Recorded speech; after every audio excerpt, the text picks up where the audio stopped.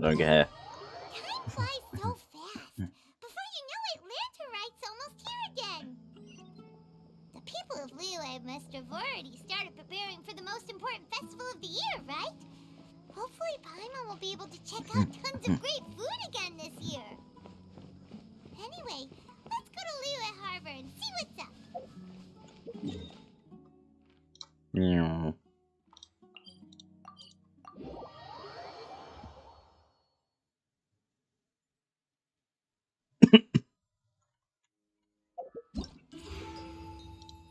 Go to Where's? I know. Fucking. Oh, hi.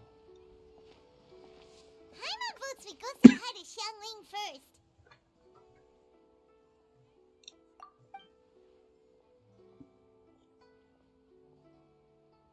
Huh? Xiangling? What a pleasant surprise meeting you here! Not really. Why, the pleasure is all mine, as is the surprise, surely.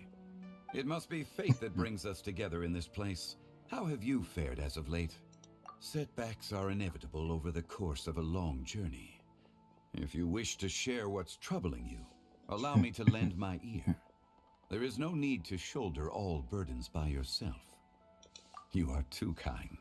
So, Xiangling, are you here to listen to stories over tea again? Not surprised. I had originally planned to set out after this last round of tea. However, I had planned to take a walk to Qingse village and gather some nascent bamboo shoots, which are currently in season. A villager there once gave me a small sample, and they possessed a most excellent flavor. Huh? Nascent bamboo shoots? Why can't you just use normal bamboo shoots instead? Wait, Paimon knows! Because Zhongli prefers the finer things in life, right? Okay, Mr. Particular. Oh, let me guess. shut up, Paimon. The nascent bamboo shoot has a uniquely tender texture and a delicate sweet taste that its normal cousin cannot match. An astute observation, Paimon. You know me well indeed. Yeah, we do. Lantern Rite is almost upon us, but besides the bamboo shoots, there are a few other items I have not yet procured from Director Hu's list. May I ask if you have already made arrangements for the days ahead? Not really. Well, we were planning to use the opportunity to say hi to some of our friends, but before we were able to figure out a schedule, we ran into you. Well then, might I invite you to imagine the sheer delight that is a soup cooked with the freshest nascent bamboo shoots in all the land. You're doing this on purpose, aren't you? Paimon's onto your plan. You just want to hoodwink us into fetching your bamboo for you. Why, I assure you, I would do no such thing. I merely wish to inform you of the freshest, most succulent and flavorful bamboo shoots one could ever hope to taste. Let's go, Traveler. Paimon's taste buds can't take it anymore. Using Traveler. Paimon never says that. Okay. Collecting a few bamboo shoots shouldn't take too long. Paimon has got to get her hands on some of that soup. Such fine specimens are indeed well worth the excursion. Very well. I shall leave the bamboo shoots to you. Should you have the good fortune to find some, please share them with me as well. See? Paimon knew he was just bamboozling us. Oh, for fuck's sake. However, there is no need to rush. The streets of Liyue will be bustling with visitors and filled with all manner of celebrations during the festive period. By all means, go wherever your interests lead you. The nascent bamboo shoots would be but a wonderful final touch to a most exceptional feast. What an honor it would be to savor them in the company of friends. We're heading out. Enjoy your walk, Young Lee. Take care now, you two.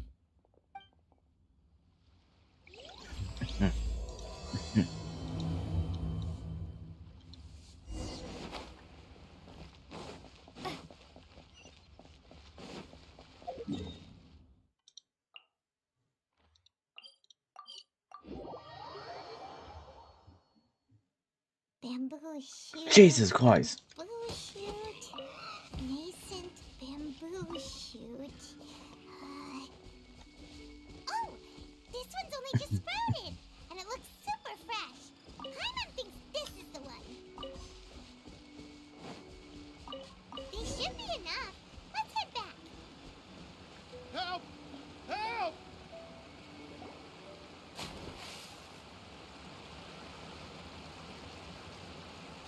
Are you okay? Did any water go down the wrong pipe? What the fuck? I think I'm okay now. Thank you so much. That was scary. Well, at least you're all right. All thanks to your savior here. Oh, a little girl? Paimon, I'm not Greetings, surprised. everyone. My name is Yao Yao.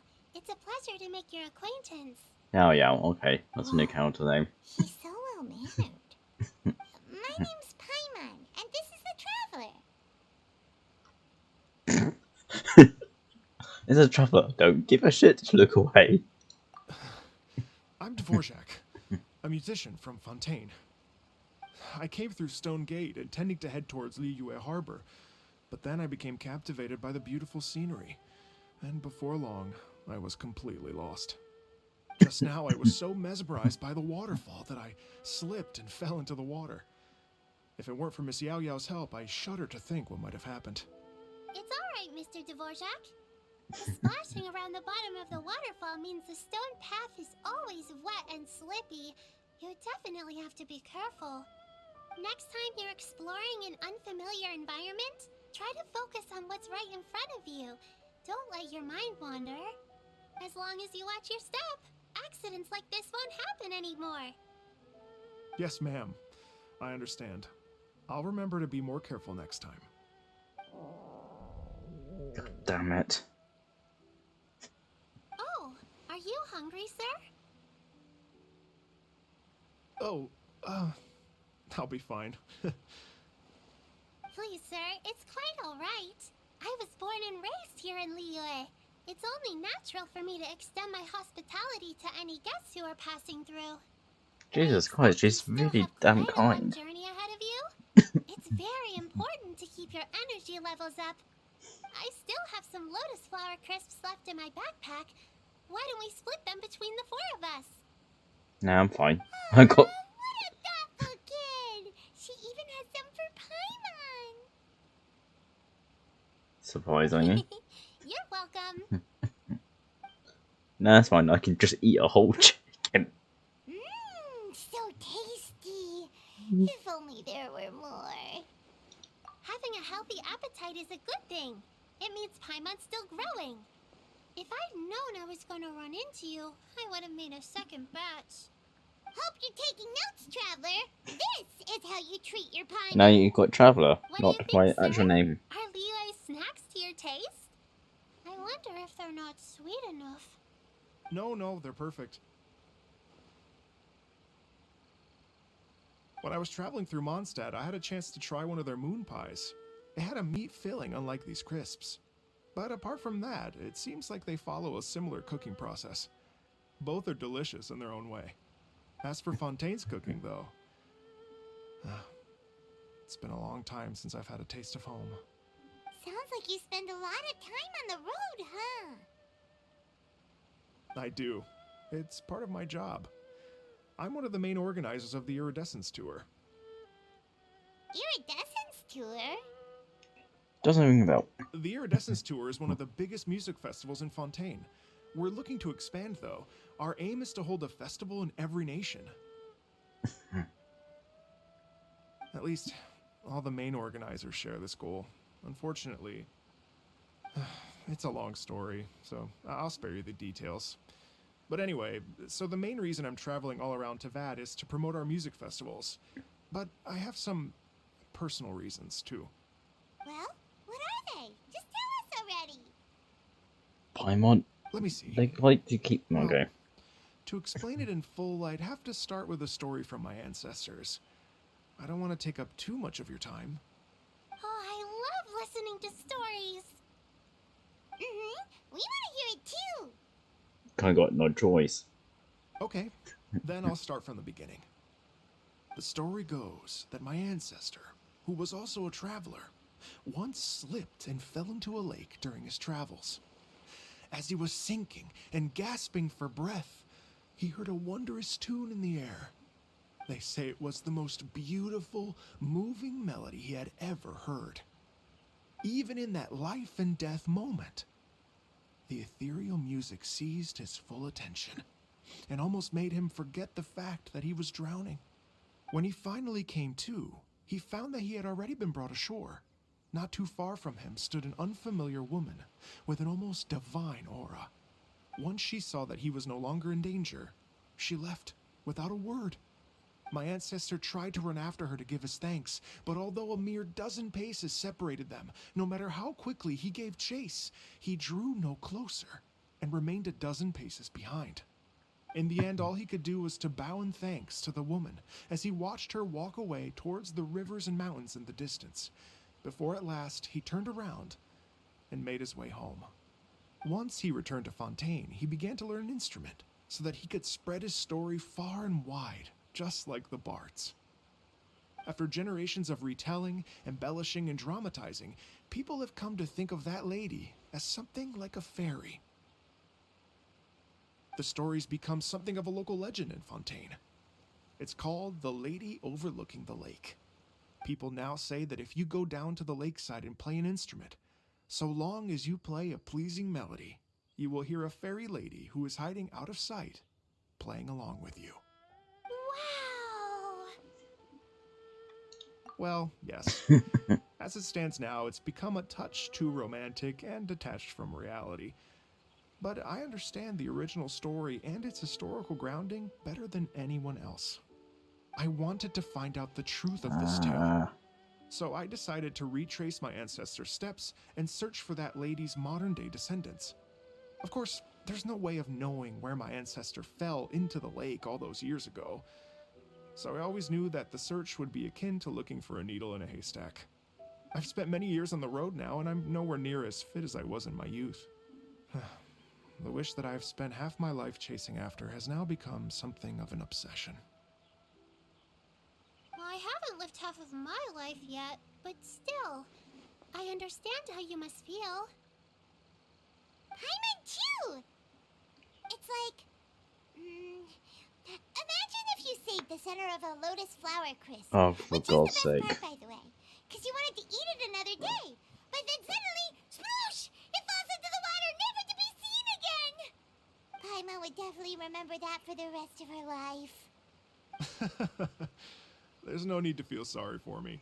I've made some progress over the years. For example, I've concluded that the story must have taken place in Liyue. Oh, so you finally found a lead? Yes, in fact, that's an intriguing story in and of itself. I'd always known that Mondstadt is the city of song and freedom, but more recently, I heard that the Animal Archon returned to Mondstadt for a festival in the fall, and learned that he himself is a patron deity of music. So I prayed for the Animal Archon's guidance in the Mondstadt Cathedral, and as soon as I set foot back outside the front gate, I noticed a cluster of leaves being blown in the wind further and further west, towards Stone Gate. A friendly local told me that this meant the wind was guiding me in the direction of Liyue, so I followed their advice and made my way here. Right? You get it. I knew I'd find someone that agrees with me eventually. Yeah, same eyes if I do. Are you Tired. sure? It sounds a bit too much like one of those fake legends told by those treasure hoarder guys to scam gullible grannies from Chingsa Village. Rex Lapis has returned to the world. Just give me some incense and a little mora towards the travel fees, and I will pass your gift on to the Lord of Geo and ask him to keep you and your family safe and well. And so on and so on. Don't worry, Yao Yao. We have a lot of experience with deciphering omens and stuff. And anyway, you only got scammed if you handed over Mora, right? Actually, to express my gratitude, I did spend rather a lot of mora on several bottles of fine wine, which I left at the statues of the Seven along the way. Oh dear. Of course. Well, how ladies and gentlemen. Why don't I bring you all to Yujing Terrace to see Miss Ganyu? I don't know very many people, so I can't help you out much. But Miss Ganyu and the Qixing know just about everything. If you've been scammed, they'll help you get your Mara back. And if the wind was telling the truth, and you want to keep looking for that lady's family, they'll be the best people to ask.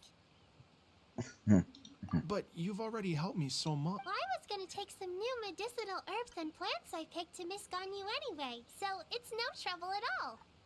You know what? It's been a minute since we saw Ganyu too.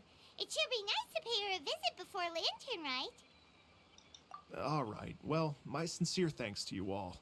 I will never forget your kindness. Okay, everyone. Please follow me. I'll be your guide. I don't Remember need to watch to. where you're going, okay? Uh-oh. Paimon's out of a job. Oh well. Paimon will just be a cheerleader instead. Please don't.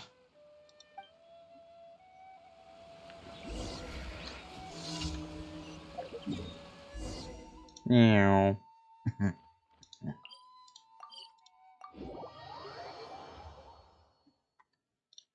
Ah.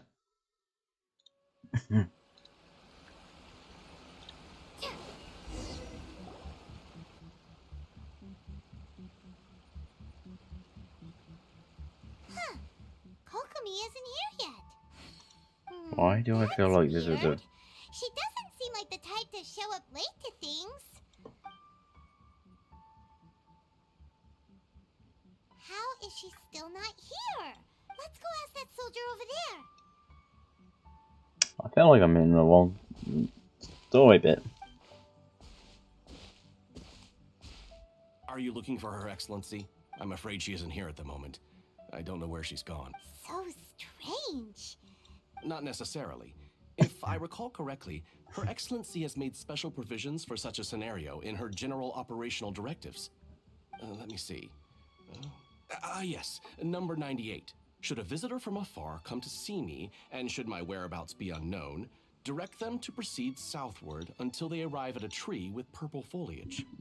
The footnote stipulates that this only applies when Her Excellency has made no communication regarding her whereabouts before disappearing. And even then, only when the visitor in question is of VIP status. As far as I'm concerned, you two tick all of the boxes. I keep this directive on me at all times. I'm sure this is the right course of action. Kokomi really does think of everything. All right, let's find the place she wrote about and have a look. I think that's what it said.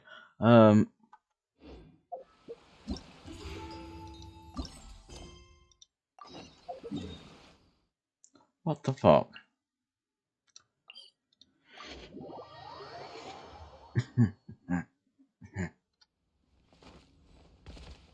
Oops.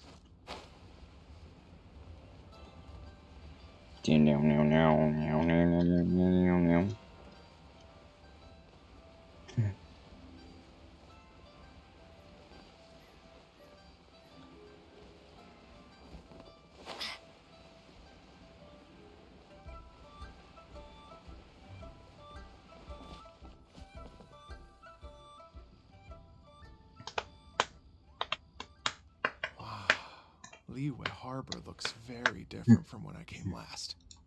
Hmm? It's almost as if I'm listening to the same melody, but with a richer timbre and new variations added. Well, we are here during Lantern Rite after all. It only comes once a year, so they always have a big celebration.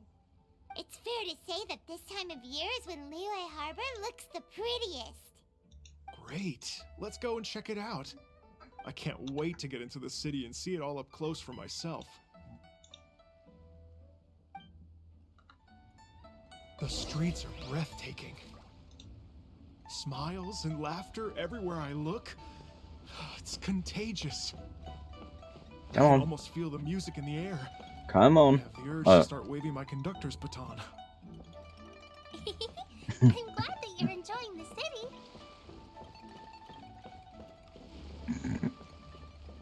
I can't even jump. Jesus, that's pretty. everyone! Fancy meeting you all here. What a nice surprise. Oh, okay, I can see why Mount doesn't like the voice actor. Hello, Xinyan. Let me introduce some new friends. They are... Wow. Doesn't like the voice. Yeah. Fucking very, very, very, very American. Traveler Yeah. Paimon and Mr. Dvorak, right? I've known them all for quite a while.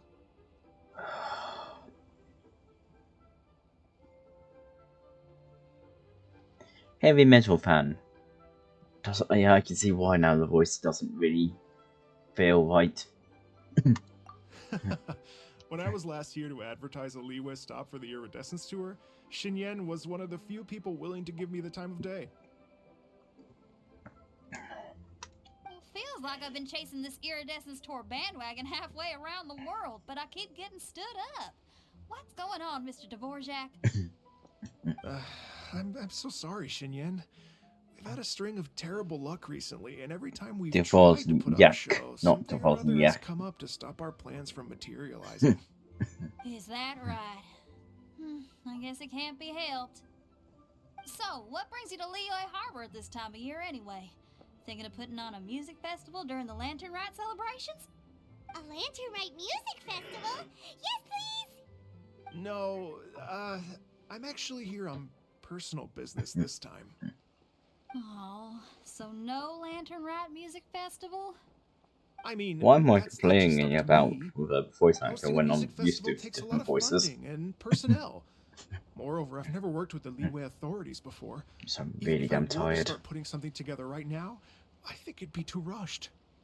Wait, but we're going to meet the Liyue Qixing, aren't we? And they're the ones in charge. Uh-huh, that's right.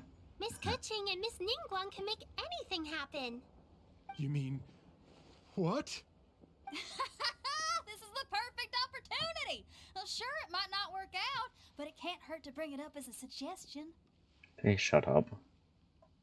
That's the spirit! See? Even the Traveler agrees with me.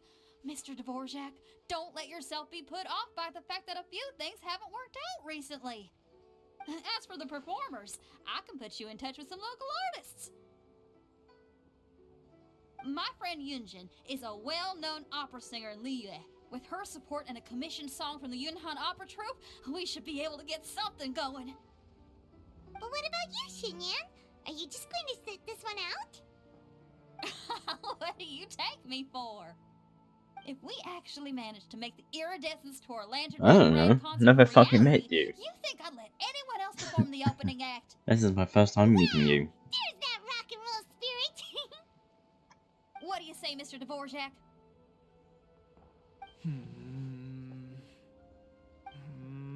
Okay.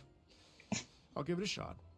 But the opening act is not something to be chosen lightly, Xinyan. I will judge your work by the strictest of standards, so please make sure you are fully prepared. Are you kidding? I thought you'd never ask. Whew, guess my shopping time's getting cut short. I'm gonna head back right away and start working on this.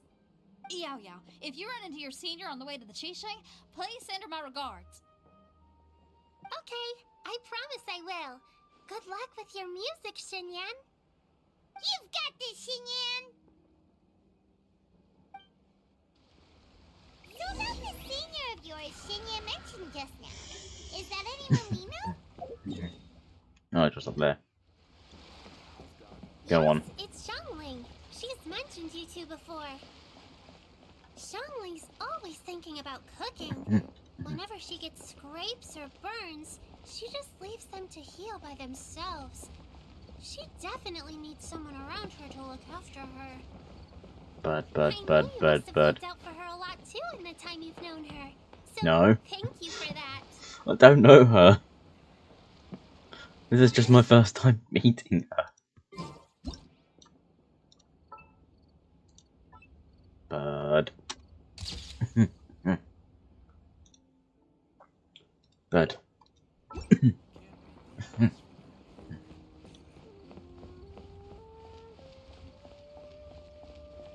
Stand on the flowers because I don't care.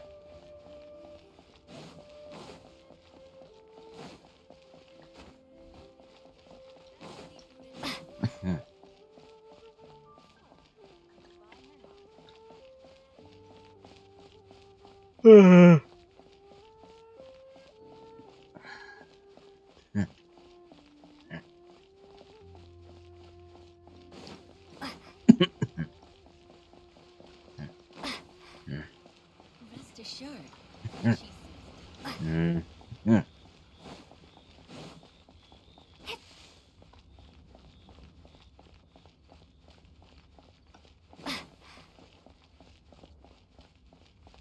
Hey, Granny. Oh, it's Master! Is it okay if I go and say hi to her? No.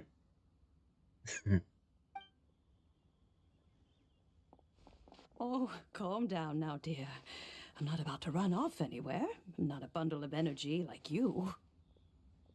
Paimon's I thingy haven't went seen through you her in head. days, Master!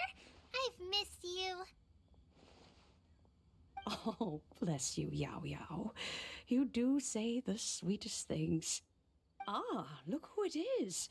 Visiting friends during the lantern rite, are we? You're half right, Madam Ping.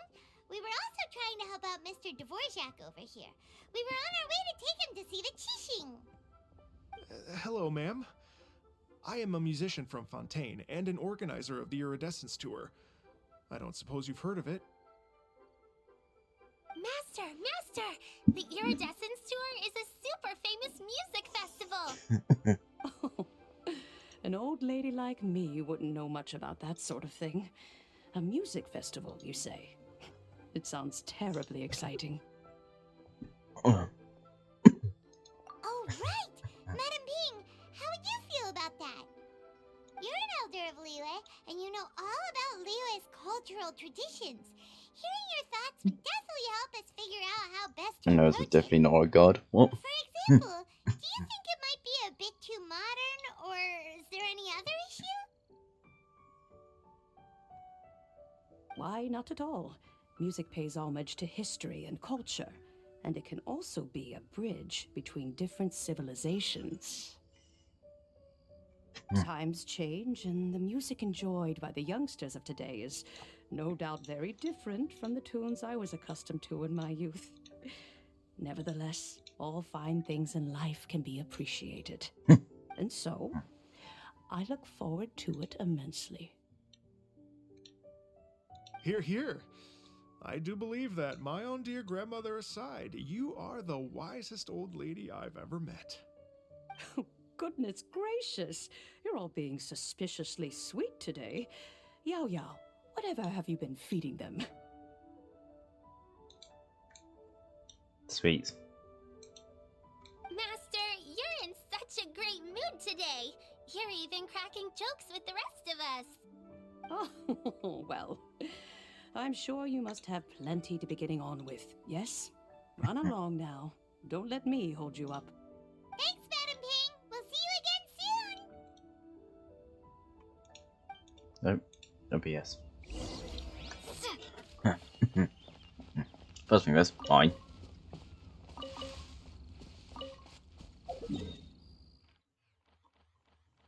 Okay, to the front doors.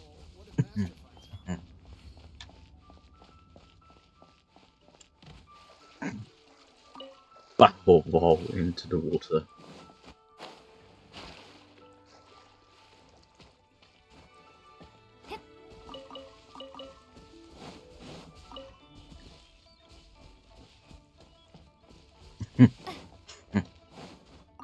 Oh, Wally Polly. And then actually with a bow roll.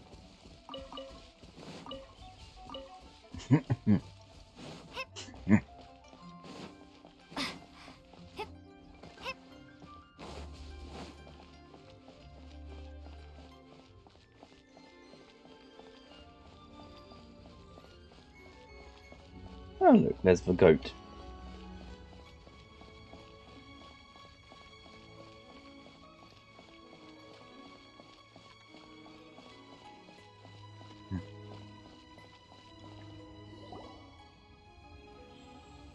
And when you meet with the Ministry of Civil Affairs, please remind them that the festivities are not an excuse to procrastinate their work.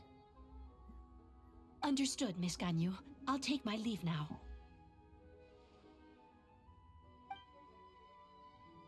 Got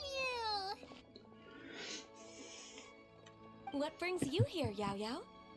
I've brought all the medicine you asked me to pick for you. Oh, and here's a pack of sweet flower seeds as well.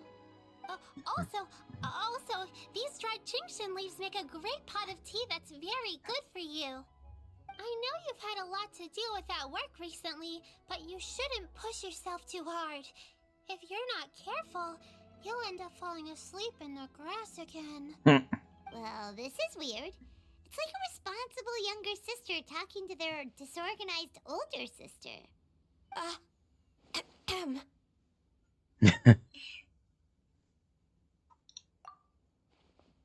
Thank you, but Paimon's criticism is quite valid.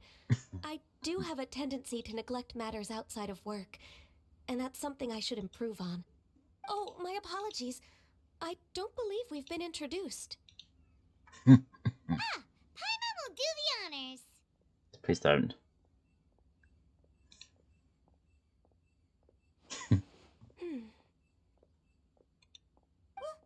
What's wrong? Did Paimon go over everything a bit too fast? It's definitely an ambitious plan. If there's anything you didn't quite catch, Paimon's more than happy to go over it again. It may be a little difficult to make this happen. Oh? Well, the Lantern Rite is the most important festival of the year. Our celebrations must not only be visually spectacular, but also appeal to the tastes of Liyue citizens from all walks of life. The Iridescence Tour is relatively unknown in Liyue. It's difficult to predict how a brand new show will be received. It would be quite risky for us to bet everything on this one music festival. All very valid points. I completely understand. Therefore, we will not replace or cancel any of our pre-existing program. However, I will submit a proposal requesting to put the Iridescence Tour special performance as the final act of this year's festivities. Oh? Some live music will certainly add to the festive atmosphere on the night of the Lantern Rite. As for the venue, let's reserve a space at the docks. Yes, my thoughts precisely. Now I just need to take some time to give this proposal some polish. As long as I clearly lay out the pros and cons, and highlight the key points of the proposal, given that Ping and the Traveler have both given the idea their blessing, I'm confident that Qixing will be sure to give it serious consideration. Mr. Dvorak, I will need to discuss with you the number of musicians who will be coming to Liyue, as well as their catering and accommodation requirements. Oh, yes, certainly. Let's step to the side and discuss further.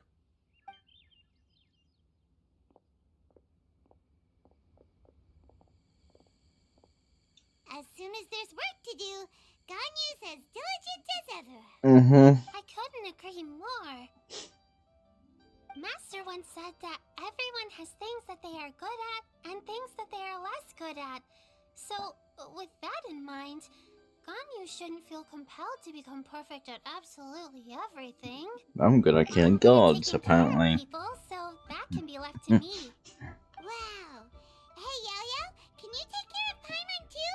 Paimon's getting hungry again. Try and reload again.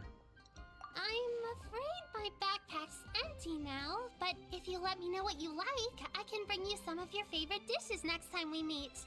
Apart from lotus flower crisps, what else do you like? Anything sweet, and anything that's made from slimes. Here's what I've drafted so far. Anything else you want to add? No, this is excellent. I'm racking my brains, but I don't think you've missed a single thing. Perfect. Then we'll leave it as is. I'll go make an official copy. Oh, perfect timing. We were just wrapping up our discussion here. Not at all. Every second counts for a complex proposal such as this. I will inform the Qixing of this development immediately. Please give me a moment to pass on the message. Yao Yao, thank you for bringing my herbs. I will make sure to take them. Remember to make tea from them first, Ganyu. You mustn't just chew them raw. I will.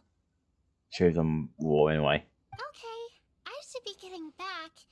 If Yao Yao stays out for too long, Mom and Dad will be worried sick. Everyone, I'm sure that the music festival will go off without a hitch, so don't worry. And in case I don't see you before, I wish you all a very happy Lantern Rite. Thank you, Yao Yao. Happy Lantern Rite to you, too. We should go get dinner together sometime! 8. 2 hours.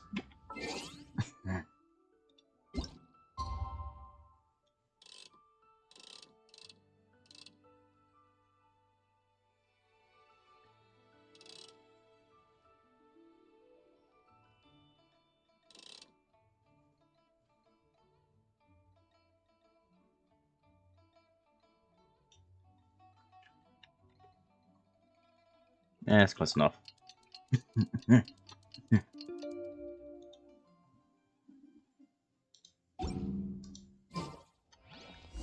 See?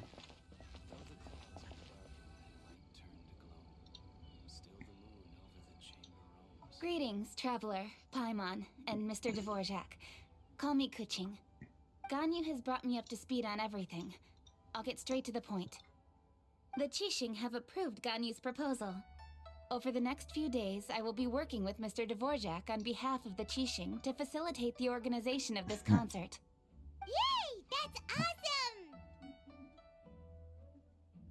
awesome! Please. The Qixing have a duty to deal with matters such as these. We have merely moved things forward to the next step. On a more personal note, I am an avid supporter of all things new and innovative.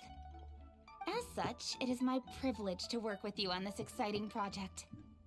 Thank you so much, Kuching. I've become quite discouraged after our recent failures and was expecting the same outcome once again, so I didn't dare to get my hopes up.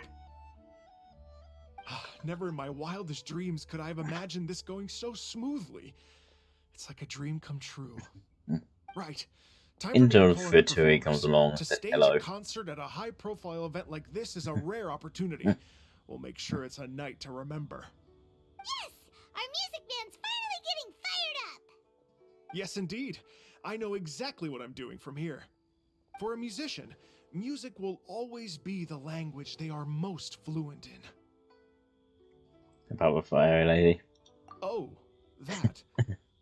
Well, that can wait for another time. Oh. Ganyu? What's wrong? They told me all about Mr. Dvorak's situation, but I was so engrossed in drafting the proposal that I forgot all about it. Oh, that's quite all right. I don't even know what the person I'm trying to find looks like, so it was always going to be a long shot. Don't worry about me, Ganyu. Your time and energy are needed elsewhere. I'm sure you already have plenty to deal with between this concert and everything else going on during the Lantern Rite. Thanks. It was just that I had a few initial thoughts when I heard your story. For instance, I wonder if this lady your ancestor met might have been an Adeptus. What do you think? To tell you the truth, Mr. Dvorak, I am somewhat related to the Adepti myself. I am part human and part Qilin. The Qilin is an illuminated beast. I know how important your quest to get in touch with your roots must be to you, because I've been there myself before, trying to find out where I belonged. Did you say the Adepti? And you're illuminated beast? Part Qilin? Are you telling me all the rumors of the Liyue Adepti are real? Yes. So it's not just artistic license? You bet they're real! Trying to track them down is tough, though. Like Julian Karst itself. There's nothing specifically stopping you from going there, but getting in and out of there is quite an ordeal. Anyway, if you're looking to uncover a lost melody or shine light on a forgotten aspect of Liyue's cultural history, I'm probably not the best person to ask. But if it's a person you're looking for, then I just might be able to help. I see. I think I understand the situation now. In that case, Ganyu, shall we divide the work between us? Yes, that was also my thought. Great. So Mr. Dvorak and I will concentrate on things here in the city to make sure the concert goes according to plan. In the meantime, Ganyu will reach out to our network and try to find the person he's looking for. How's your workload at the moment? Will you be able to make time? I can probably get through everything in 2 days, as long as I don't sleep. Wait, what do you mean as long as I don't sleep?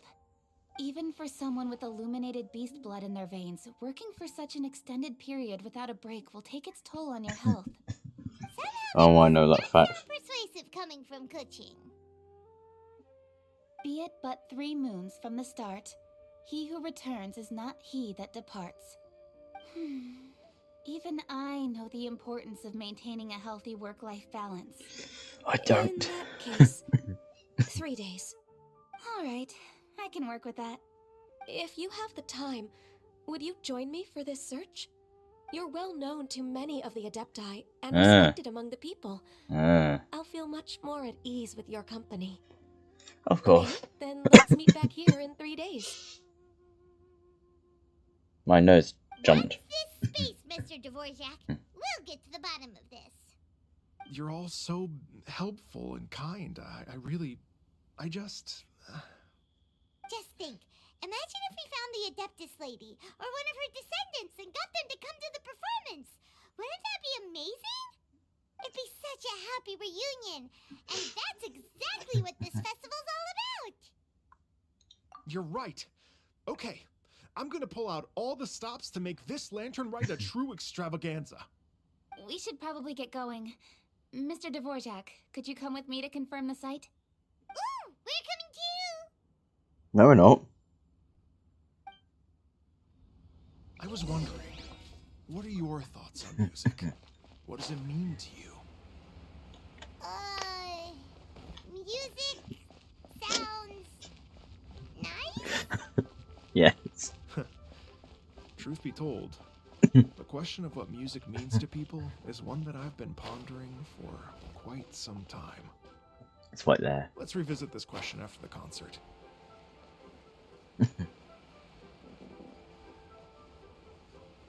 Me, heavy metal. Nice.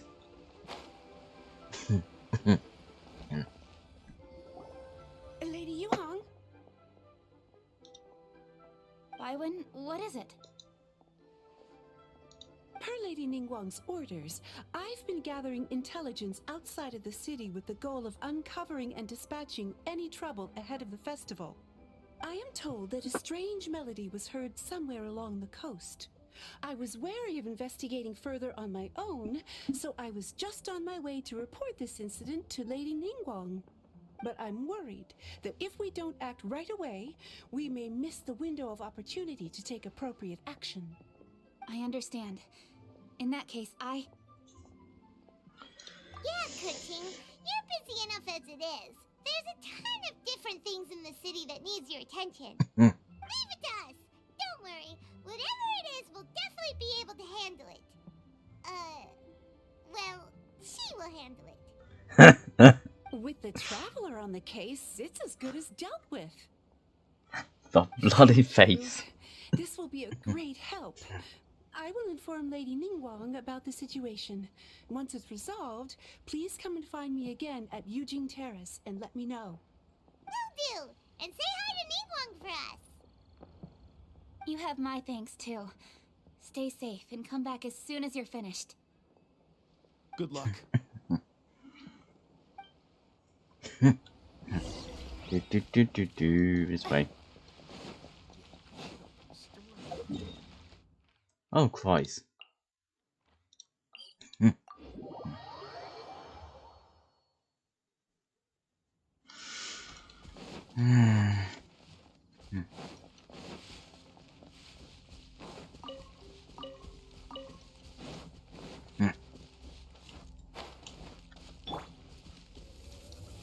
Revenge. Even though I already took revenge.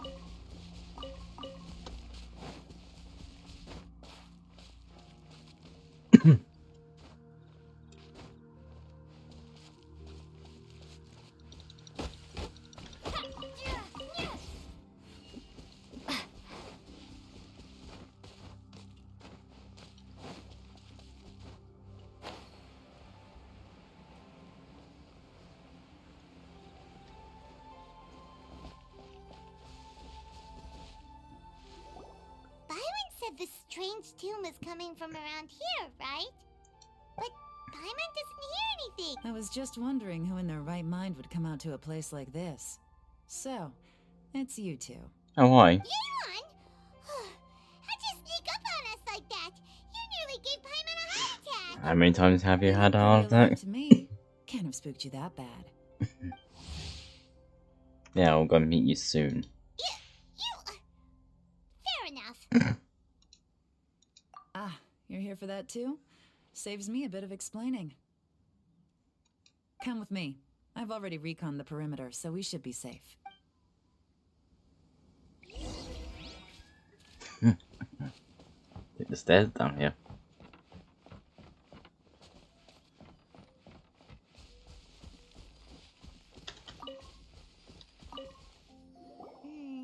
The stuff by the door is in pretty good condition, though. It can't have been too long ago that someone was last living here.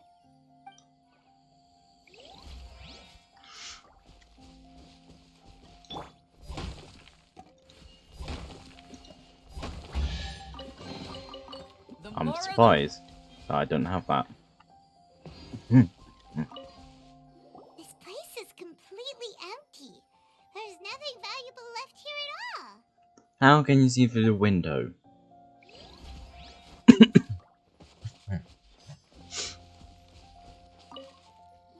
doors and the windows are all fine, so there definitely wasn't a break-in.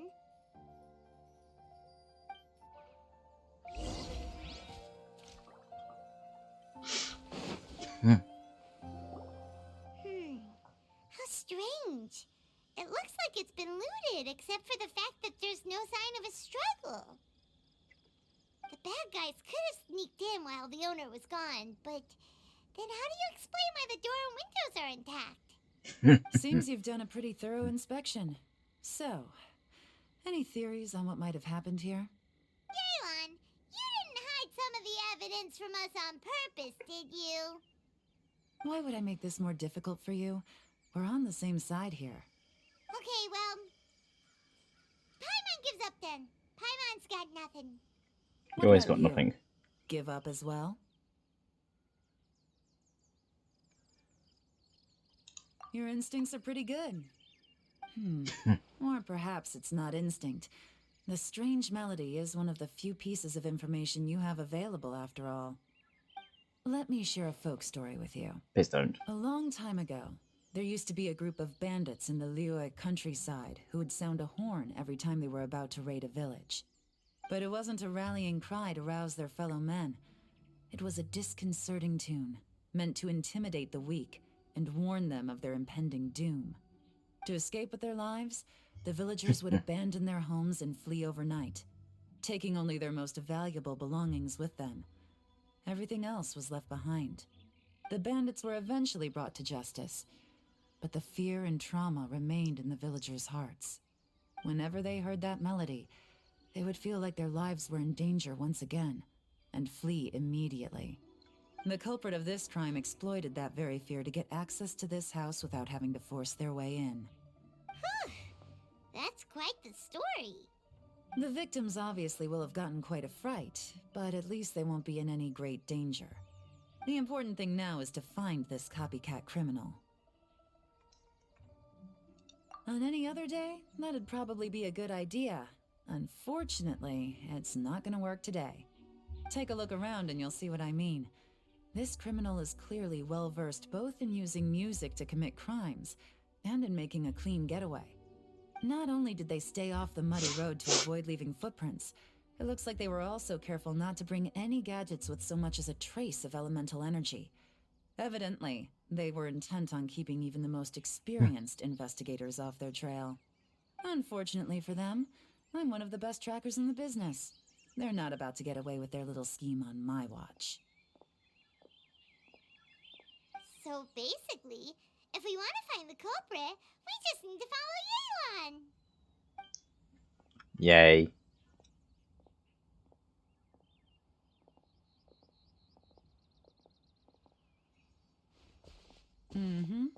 As long as you can keep up. Since the culprit's trying to be cautious and low risk, I'll bet they left through an area with some vegetation for cover. but not so much that it would slow them down.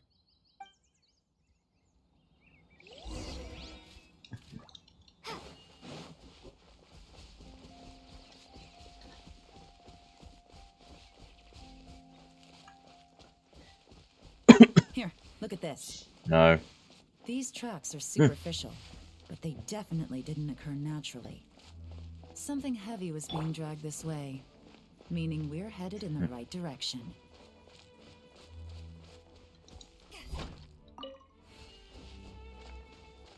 Can you hurry up, please? I'm already further than you.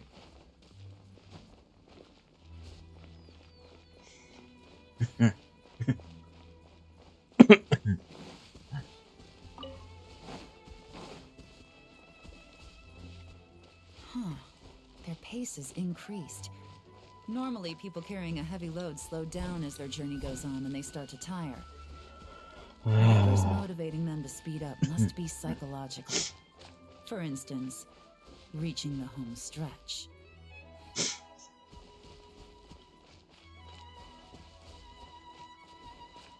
Tits boing, tits boing, tits boing, boing. Tits boing. Ooh.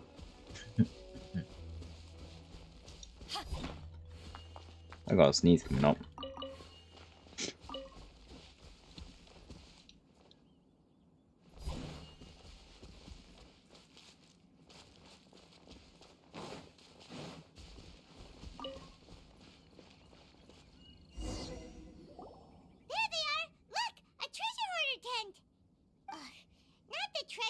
Again?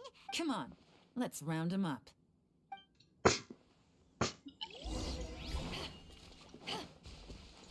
Oh yeah, I forgot to do collect some link. The more the merrier. First round's on me.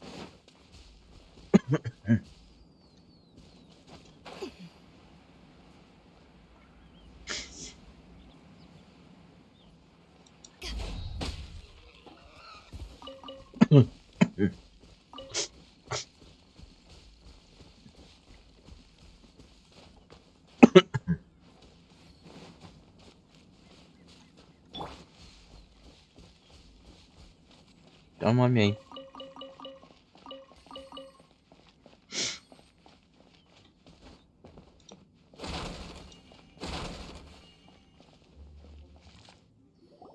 Hey, who are you?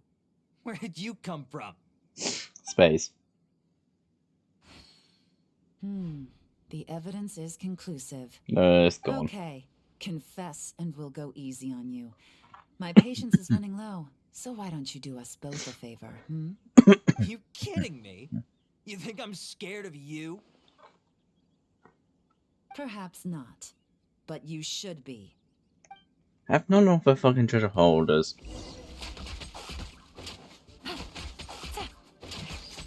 Ever. Busted. Seems like you're not all talk after all. There's no going back now. Mercy! Oh, it's a little late for that. I've come this far, I might as well. I surrender! I surrender, please! I'll do whatever you say. Tell us everything. You have one chance. And I'm warned. I won't, I swear. You know, so Lantern Right's nearly here, and like a lot of people, I know I'm with the treasure hoarders and everything, but I don't really have any kind of experience with robbing people and whatnot. So I don't have the guts to break into somebody's house. Wow, you're really going to complain to us about... No, not at all. I'm just... Okay. I racked my brains trying to think of what I could do. And eventually, I remembered something from back when I was a kid. The bandits would blow their horn, and my grandma would grab us kids and run. I remember the tune, so I figured I'd try it for myself. I mean, just to see what would happen. At first, anyway, I seriously didn't expect that family to pack up and leave. But they did. And they just left all their stuff right there for the taking. It was too easy. It was completely wrong of me. I know that now. I'll return everything that I took. It's all still in perfect condition. It'll be like it was never gone. Please, give me a chance, huh? Give you a chance, huh? Sounds to me like you'd rather strike some kind of a deal than spend lantern right behind me. Yes? You know how to bargain, I'll give you that. It's just a pity that you didn't confess at the first opportunity. You'll have to take a walk with me. Once we've returned the goods, we'll find the owner of the house, and you can apologize to them in person. After that, I'll escort you to the Ministry of Civil Affairs. Yes, ma'am. You know, as a former victim of this kind of crime yourself, I doubt anyone understands the fear you inflicted quite as well as you do. Does your greed matter more to you than your fear? More to the point, if you can play a tune from memory, don't you think you should be capable of making an honest living? You mean... That's enough hints for you. You'll have plenty of time to reflect on all of this yourself. There's not much left to wrap up, so I'll take it from here. What is it? I'm still not sure how you first got your hands on this information, so play it safe when you get back. Don't mention to anyone that you ran into me out here. You helped a lot with the investigation and arrest anyway, so it's perfectly fair for you to get all the credit. Just take it. It works better for me, too. See you when I see you, and happy Lantern Rite. Are you trying to flirt with me or trying to scare me? They're taking it from here, it's as good as resolved. Whoosh! Random event, a strange melody, complete. Although, it's kind of a shame that we never got that treasure hoarder guy to play the melody again. Cause Paimon's curious, that's why. It's like when you have a tune stuck in your head, but you don't even know what it is. I'd rather It's not. driving Paimon crazy. When we were chatting with Mr. Dvorak, music seemed like such a positive thing. And most music is, right? It can help us relax, feel all warm and fuzzy, recall happy memories, or even just think happy thoughts. Paimon never imagined that You music forgot could the be used treasure. to commit crimes. Oh, really? Huh. Makes sense. Paimon's musical understanding improves again. Well, anyway, now that everything's resolved, let's get back to the...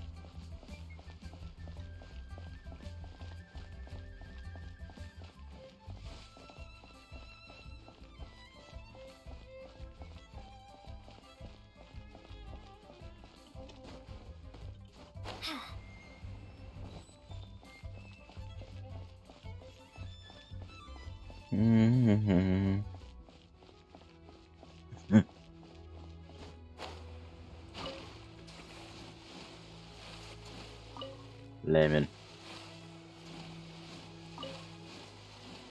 Lemon. Even though it's not a lemon.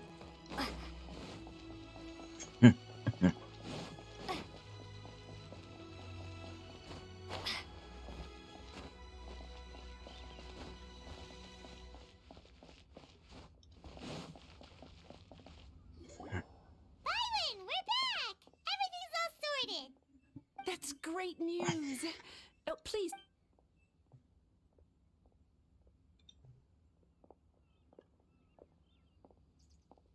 My greetings to both of you. Hello. Long time no see. No need to be so formal with us, Ningguang.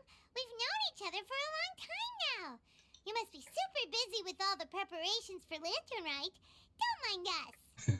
On the contrary, I think it is those that I have known longest to whom I should extend the greatest courtesies. Alas, on a different day, I would invite both of you inside for some tea and a brief respite from your travels. Tea, you. But you're quite right. Trivial matters aside, there's no escaping the fact that we have a grand concert to organize. Once the performance itself is over, we'll then need to invite the representatives of the Iridescence Tour for a discussion on future collaboration opportunities. To find it simply put, there will always be work to do. Whoa, you're already thinking that far ahead? Well, we can discuss more current affairs if you'd prefer. I trust you saw this year's Mingxiao lantern at the docks when you arrived at the city? Yeah, it looked like a goose. Which Adeptus is it modeled on this time? Sea Gazer. I believe you're familiar with the name. Mm-hmm. Legend holds that he was free-spirited and easygoing. People described him as a cheerful soul and a loyal friend.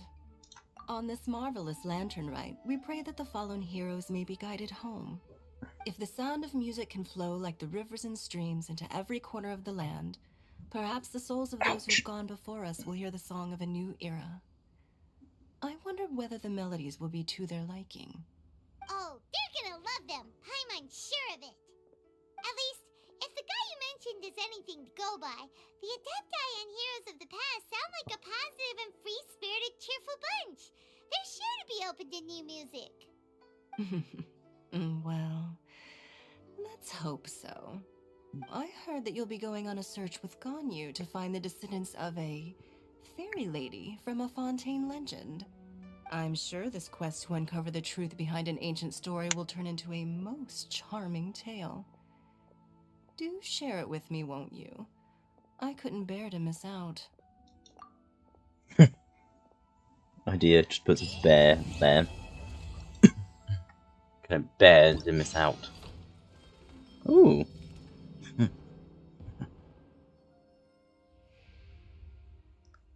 Ooh.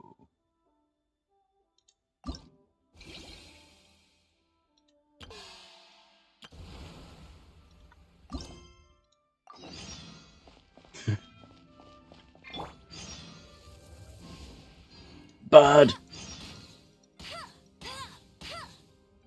Damn it.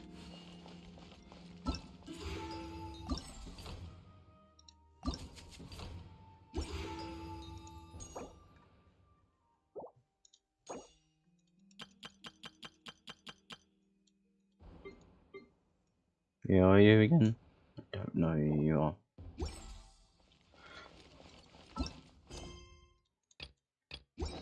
Oh, come on, I'll click that last one.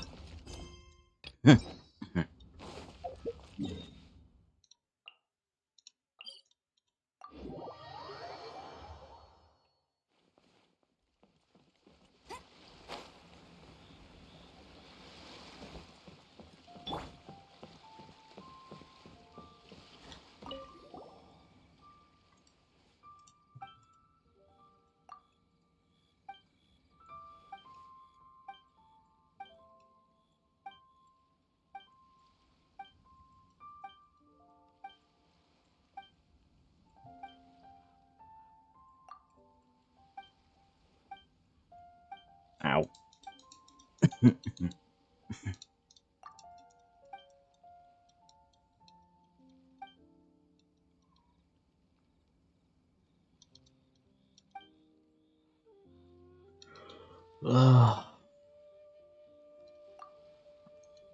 Thinking, should I get The Witcher? It's like, not really.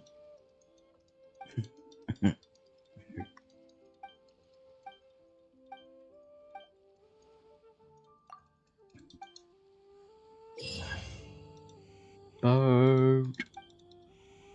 Racing. Okay, I get it. Shut the fuck up.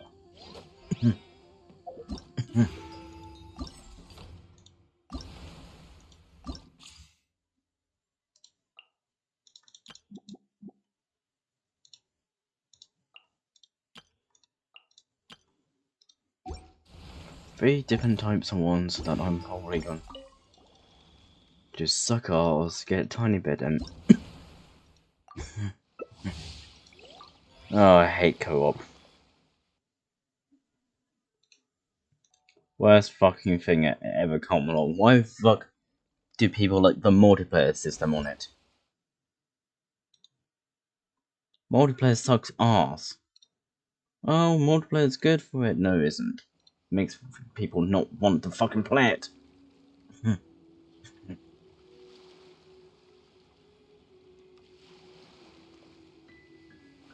Hi, Mother Brain. Well, never touching that again. Did you have fun? No. School fucking what? 2,000 off, for God's sake.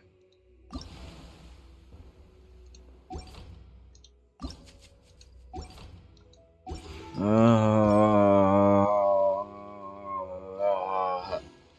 7 minutes later. Damn it.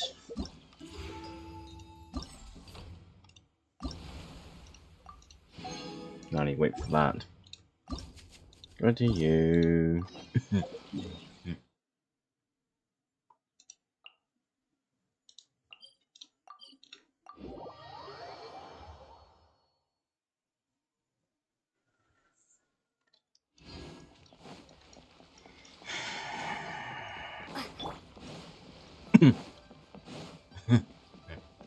Hey, Golgies. Hey, shut up.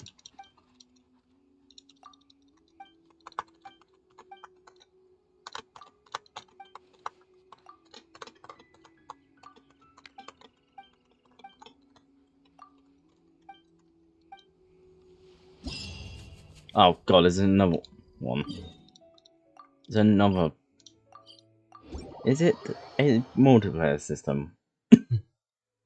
That's all fake. Doesn't really matter right now. I've gone to pop. No, it isn't. Okay. Ow. Ow.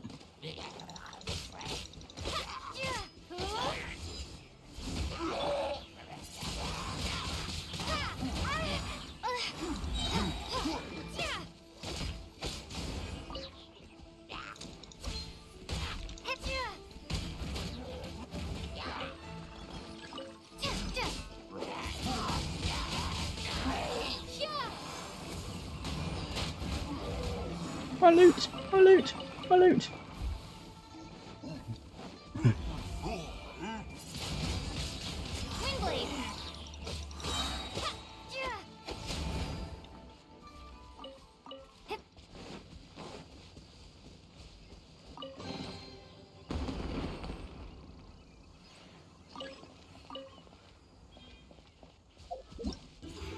Oh wow, it wasn't multiplayer.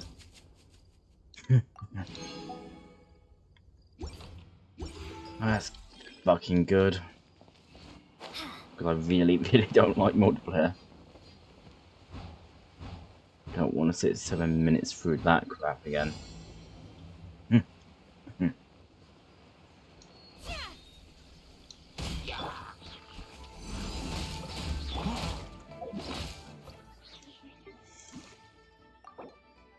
No, I clicked.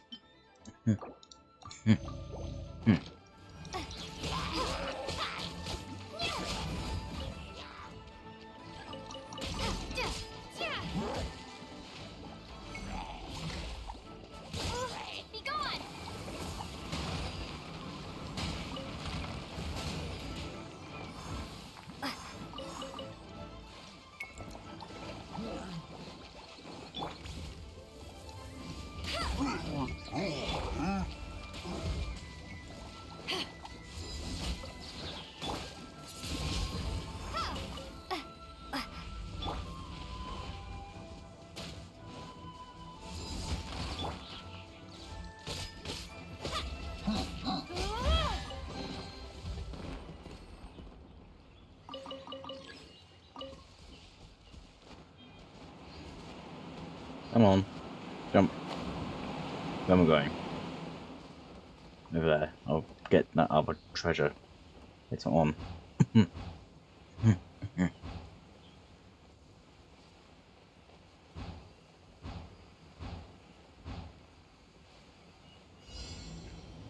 I saw that pop in.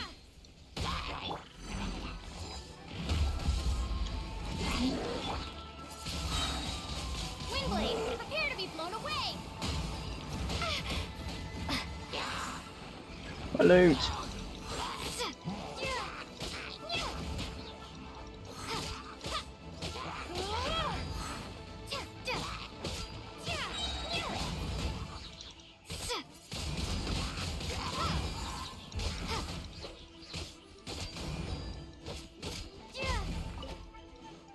Your turn.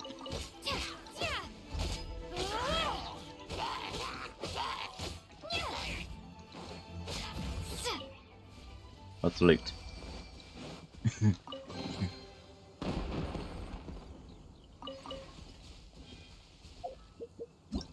Nope. Well, I was pissed easy. Now I have to wait for tomorrow.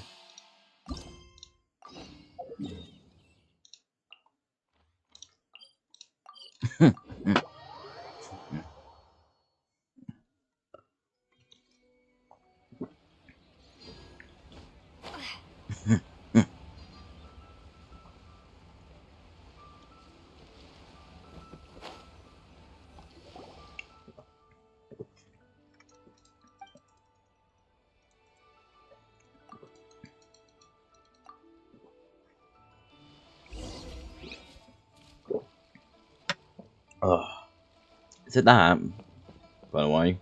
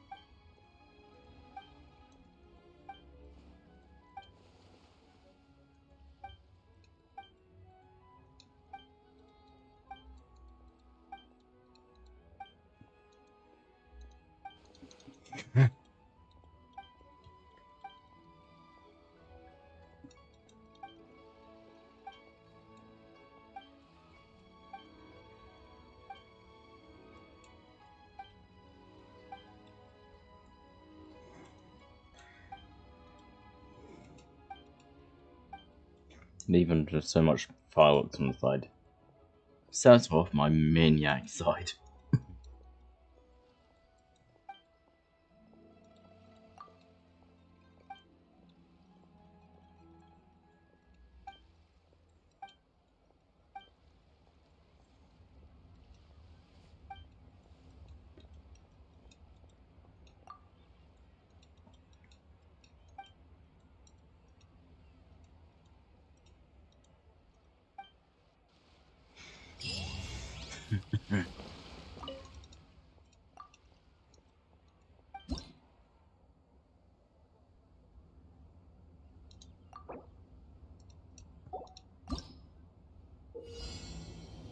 Oh god, this is basically hide and seek.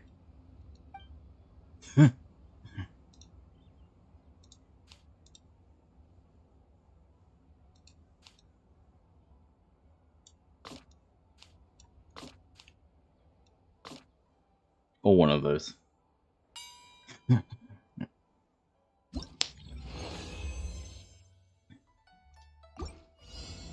Do not go in the red thing.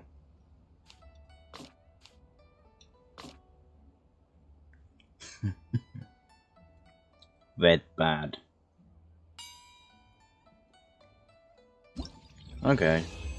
I think I can get this quickly. That's locked.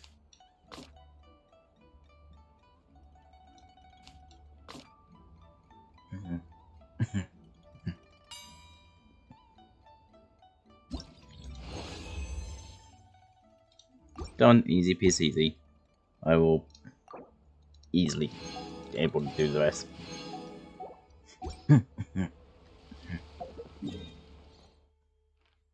It's a bloody quest there. I want to get that so quickly.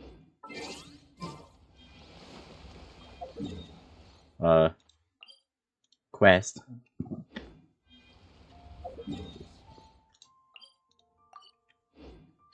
Where the hell is it?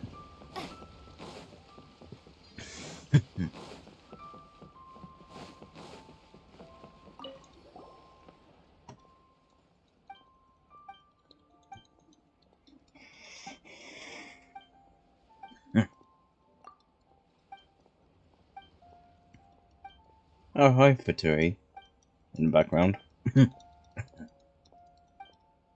Other people watching this thinking, oh, shut up. It's like, I don't...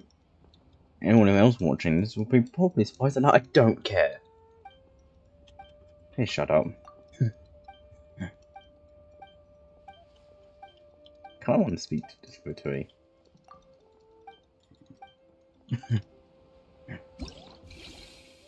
Found the last one.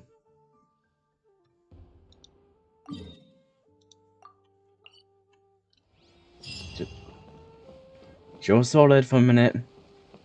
Nope. Oh.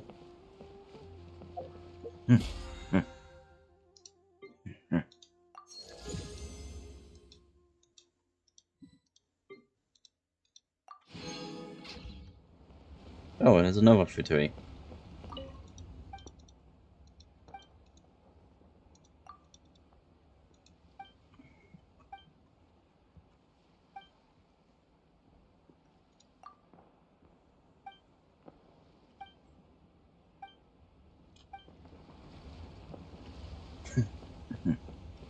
Even Fatui needs its things.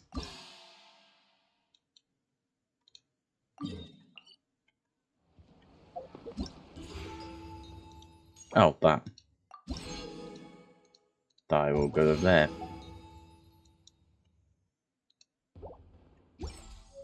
Where's there? Where's there?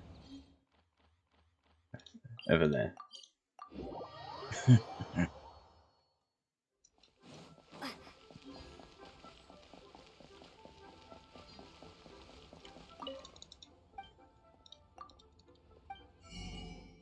Oh. Well, I have enough money to buy that.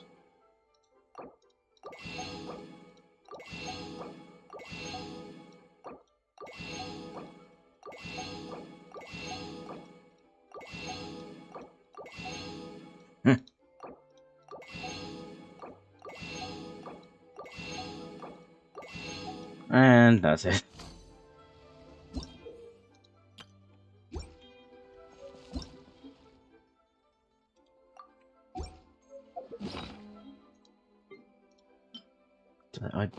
It doesn't have any. So I can keep it forever. Ooh.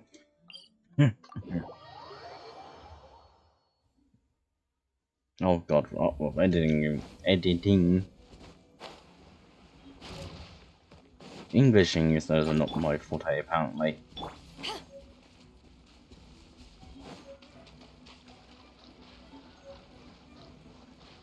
I was going to say editing this all into one is going to be quite difficult to do.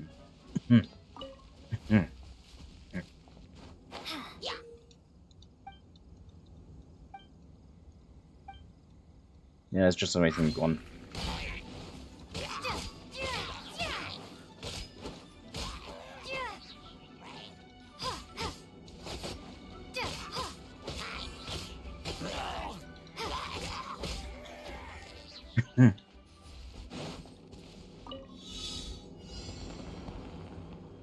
Yeah, as much coins as you can, okay.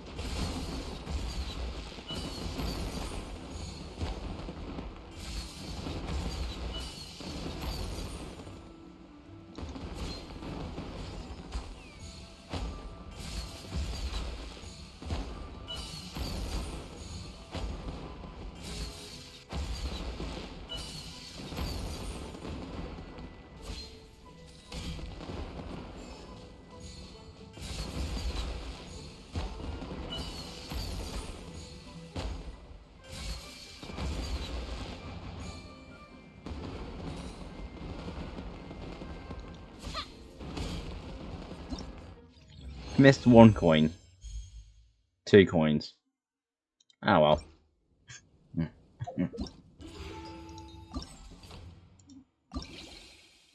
It doesn't need to be perfect. And now I'll wait for a day and a half.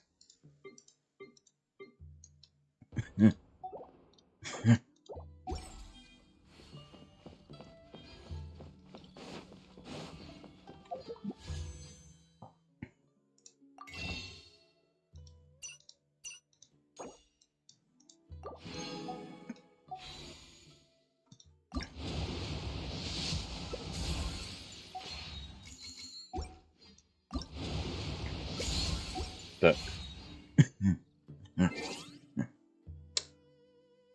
wait,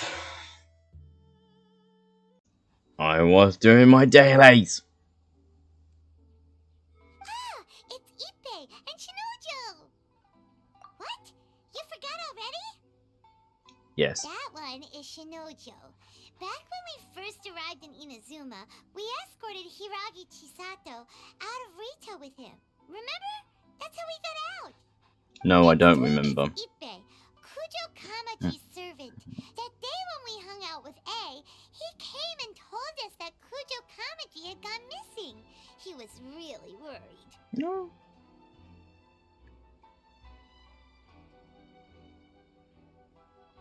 Oh yeah, good memory, huh? All part of Paimon's job as your guide. Anyway, let's go say hi. No, I'm doing my dailies. Hi, Ippei. Hi, Shinojo. What are you guys doing here? Oh, it's you. Thanks so much for your help last time. I was just ordering some clothes when I ran into him. You know these two as well?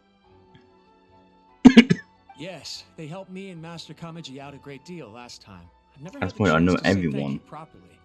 At this What point, about I you? know How do everyone, you so. know them? Also a chance encounter. Our lady had them join us as additional guards for a goods escort in order to sneak out of Rito undetected. So we all know each other, huh? What a coincidence. Not exactly. We've only just met. We both came here to order some clothes and got to chatting. Somehow we ended up on the topic of Master Kamaji and Lady Hiragi's relationship. Wait, it's okay to talk about that, right? It's probably fine. They've known about it for a long time already. Oh, yeah! Paimon remembers those two had a thing. In fact, that was why Chisato wanted us to deliver a letter. That's old news, though. So why has it come up now? Are they taking the next step or something? We have reason to suspect that they'll be getting married soon. Wow, that's great! They can finally make it official!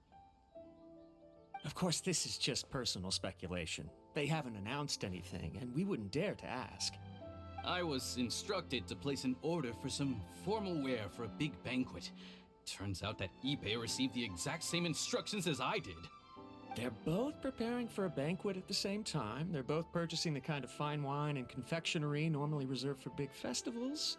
It's hard not to put two and two together. Lady Hiragi has been in high spirits recently, and I heard she's on a diet as well. Surely it's all for the wedding. This is wonderful news! But, What's wrong? Oh, don't mind me. She's about to be happily married to the love of her life. I genuinely couldn't be happier for her. Right? I think so too. It's fantastic. Yes, but we shouldn't let ourselves get overexcited. What if it's all a big misunderstanding? As things stand, we have no actual proof of a wedding. Now, if they sent me out to deliver wedding invitations, that would be a different story.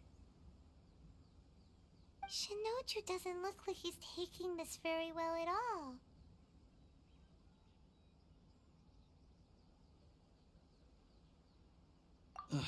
Sorry, I just haven't slept well recently.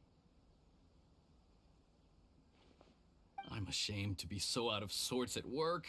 I'm not living up to my responsibilities, either to the Kanjo Commission or to my lady. Are you worried about their wedding? Not exactly, it's just everything feels kind of up in the air until they make it official. get what you mean. I really do. We need this wedding to be set in stone before the celebrations can really begin.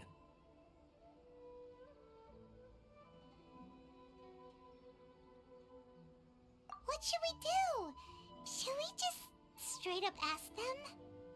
I don't know. That seems a bit rude.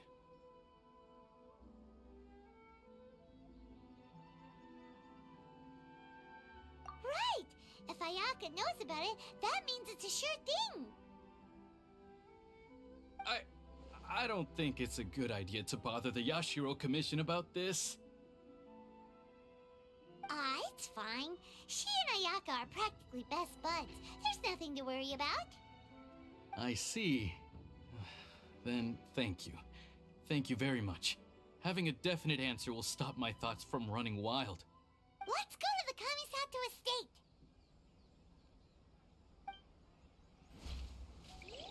No, I'm going to do my dailies. And then I'm going to do the shitty... those.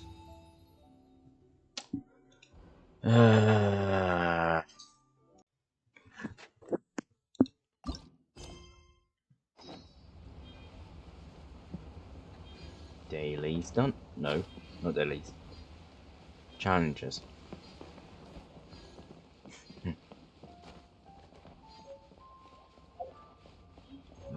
This. Yay! 7. 3 to 7.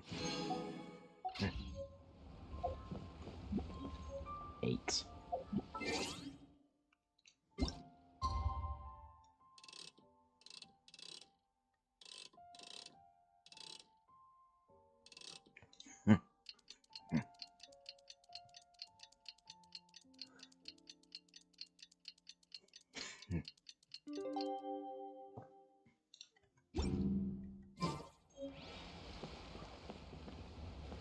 Two days later, oh fuck. Right. She's bullshit.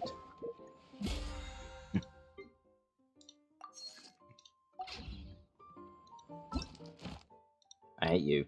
I hate you so much.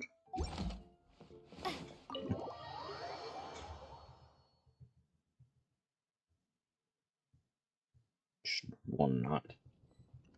Fucking had all of that. Like I should one.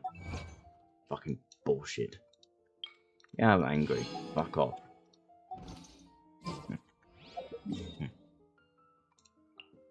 Video didn't do its thing. Done it like 6 fucking times. Where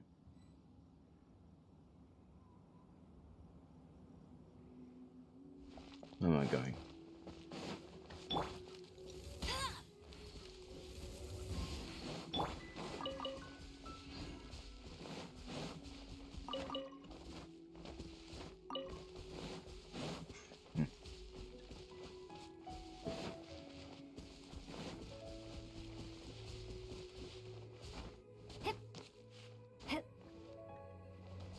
Spent all day trying to do that bloody video. Oh, sorry, but we need a reset. And why the fuck it? Oh yeah, we need a reset. Why? Because we couldn't, you know, do it. Okay, reload. Oh yeah, we need a reset. Bollocks, fucking editing system.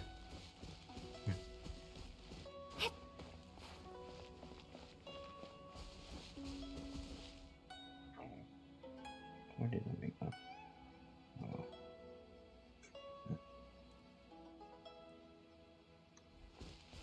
Where?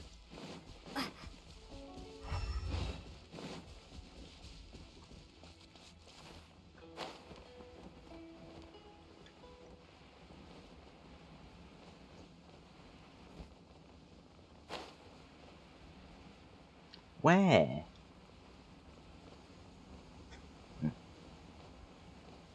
Pointing down, but it doesn't show me where.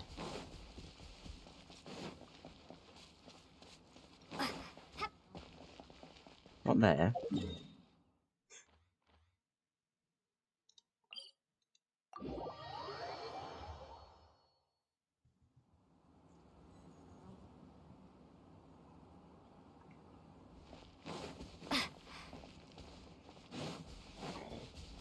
Down. Down where?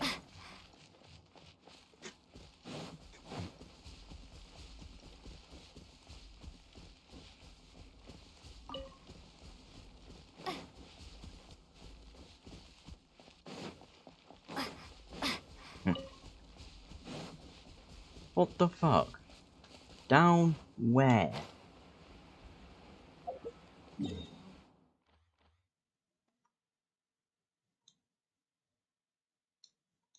I'm lost because it says down. Fucking where? I swear I'm just gonna Google this bloody fucking thing and take someone else's fucking video number. I'm just gonna end it and say fuck this and never do it.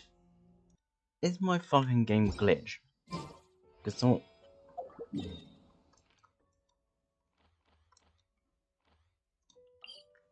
swear if my game is glitch, I'm going to fucking punch on.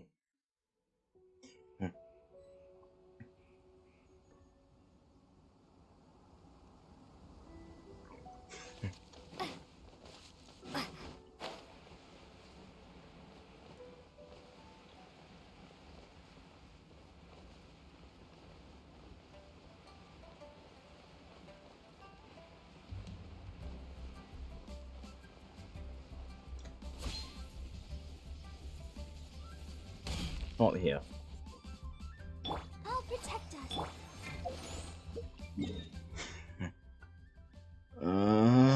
Where? You know, guess what? People said this bit is glitch, and you have to reset.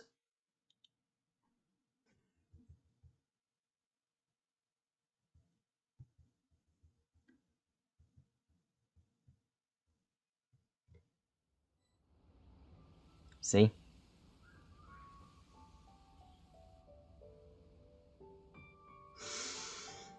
What a fucking piece of shit.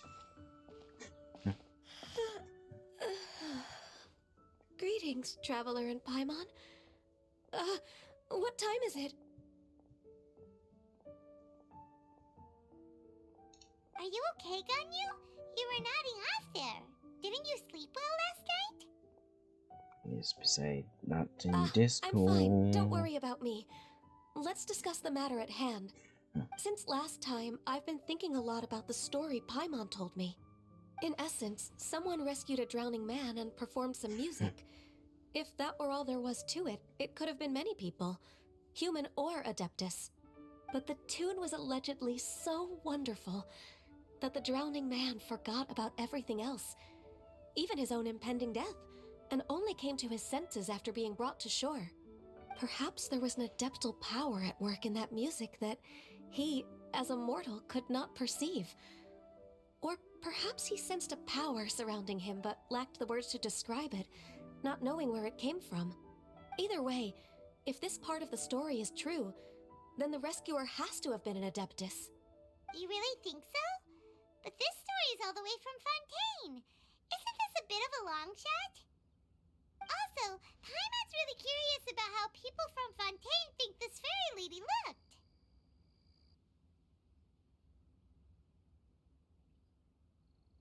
Ooh, like a crystal fly's wings? That would be pretty cool. But Paimon definitely can't imagine any of the Adepti looking like that. Actually, Ganyu, if you had to save a drowning person, how would you go about it? Huh? Me? Well, I'd get them to the shore, and then I'd probably hide behind a tree and watch them for a while. Once I was sure that they were going to be okay, I'd slip away without a sound. Got it.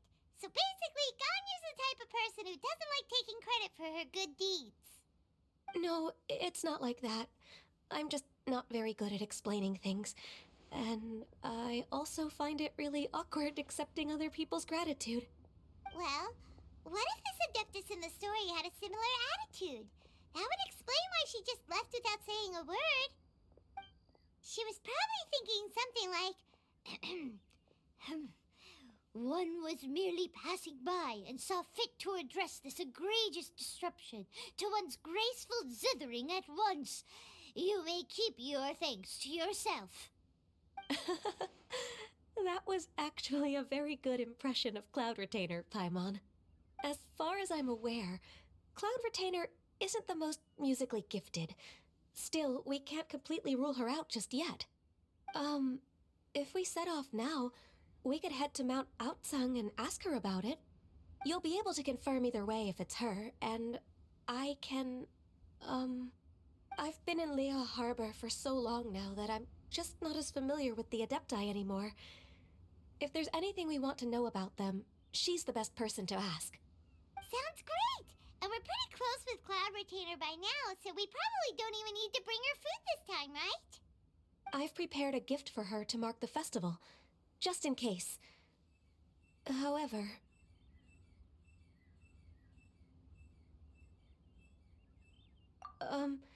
Cloud Retainer spends most of her days studying mechanisms in her abode. She's on her own so much of the time that the moment she has someone to chat with, she just... Never mind. I promised I'd help Mr. Dvorak, and now that I've made the contract, I can't be having second thoughts. Traveler, Paimon, let's set off for Cloud Retainer's abode. Seems like this is a tough decision for Ganyu, but she's made up her mind now. Paimon gets why she'd be so anxious. Okay, how about this? If Cloud Retainer tries to start telling stories about her again this year, we should pipe up and change the topic. Wait, did she leave already? Hey, Ganyu, wait up!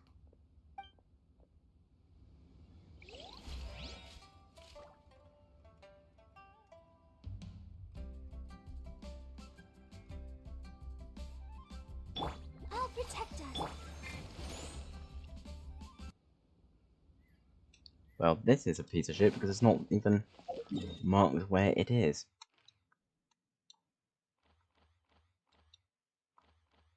Like I know where it is because it's not putting a damn markup. Ah, for God's sake, what?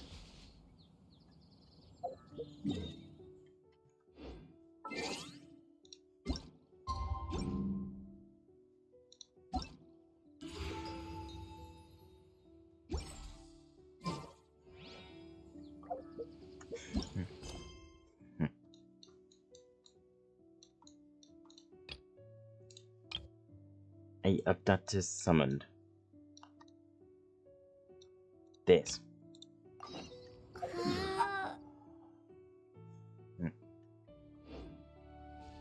Well, it is in the same area. If I hit start quest anyway, as I did, I shouldn't be able to do. Shouldn't, you know. Wait until you think your words, DJ. If I did the, you know, start quest anyway, I shouldn't do this damn side quest.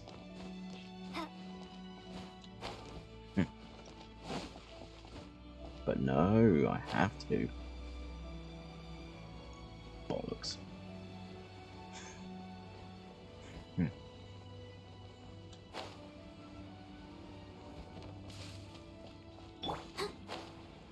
Let's dance.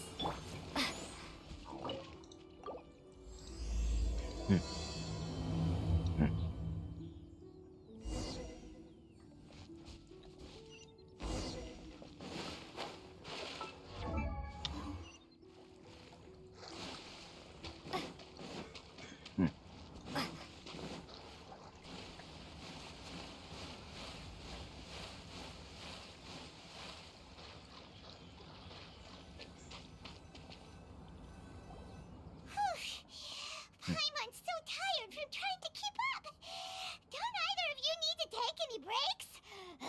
I teleport, you fly. I can't believe it. Cloud Retainer is not here. Huh? Did we miss her? She doesn't like to travel, so in the past, it's always been the other Adepti who come to visit her during the festivals. True. Now that I think about it, Cloud Retainer would be quite capable of taking care of anything on her own. There's no need to worry about her. Since she's not here, I guess the next step is to check all the other Adepti abodes, one by one. Uh-oh. Will it involve a lot more traveling?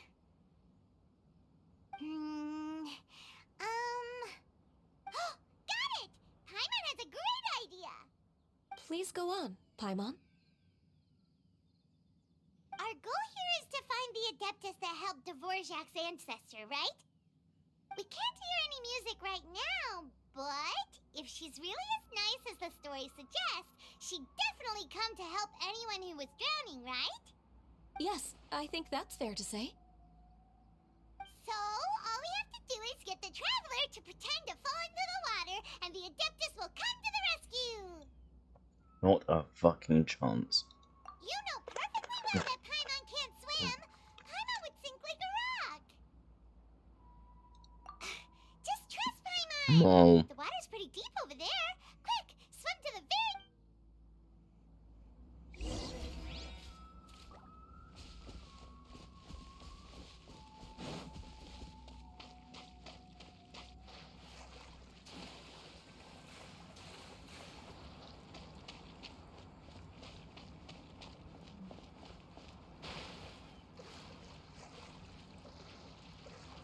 Help! Help! Someone's drowning! If only there was a kind-hearted Adeptus here to save us! Oh no! Whatever will a Paimon do? What is going on? I hate this. How do you feel right now? Shenhe! Why don't you say something? Okay, fine. We're looking for an Adeptus who's good at being a lifeguard and playing music. But if the Adepti aren't gonna stay home, then how are we supposed to find them? It wasn't me. Yeah, so this Adeptus is most likely... And I am not an Adeptus, as you both already know, Traveler and... Okay. No way Paimon would have suggested this idea if she'd known how awkward this was gonna be. Glad you're okay. As far as I know, the one you seek is no Yaksha. And one last thing. Your actions here caused others a great deal of worry. Do not repeat them again. As ever, the conqueror of demons comes and goes, just like the wind. Right. I didn't dare to say a word just now. How's your training going, Shenhe? Have you made any plans for Lantern Rite? Oh, I had planned to spend the festival with Master this year. However... Oh, speaking of Cloud Retainer, when did you see her last? Earlier this morning, she set off for Mount Hulao at dawn. I noticed she was using an Adeptus art of some kind to protect a mechanism that looked like a boiler. Maybe it was a gift for Mountain Shaper. I did not inquire. So we just missed her. Please excuse me for a moment. I think I'll leave the gift in her abode. Sure. Thank you. It sounds like Ganyu and Shenhe have gotten a lot closer recently. Yes. During the summer and winter, I continued to train with Master. In the other months of the year, I have been learning to adapt to human life in Liyue Harbor. Ganyu arranged accommodations for me in the city, and also recommended several work positions for me. But when I try to blend in by referring to her as Miss Ganyu or Lady Ganyu, like the others, she says I mustn't address her like that. Sometimes I'm supposed to copy other people. Sometimes I'm not. It's a little difficult to keep track of everything.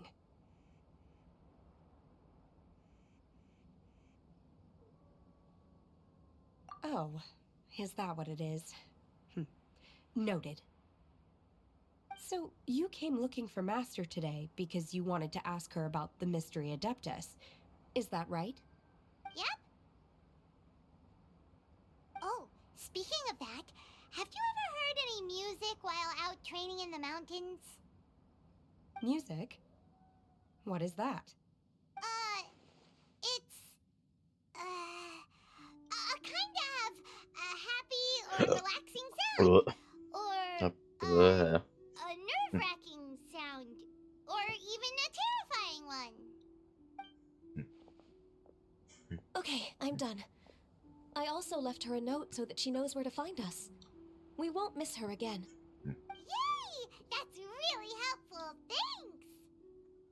We were just talking about this thing called music, and based on Paimon's description, I do believe I hear it every day. Please follow me. Oh, really? Great, let's go! Oh no.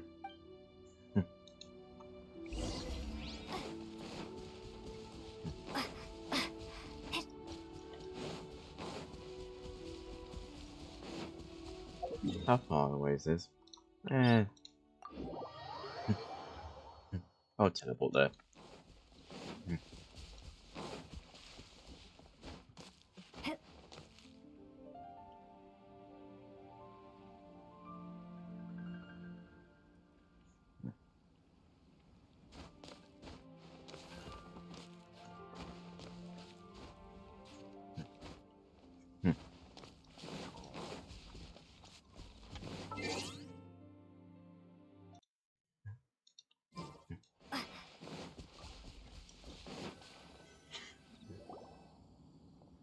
This is the place.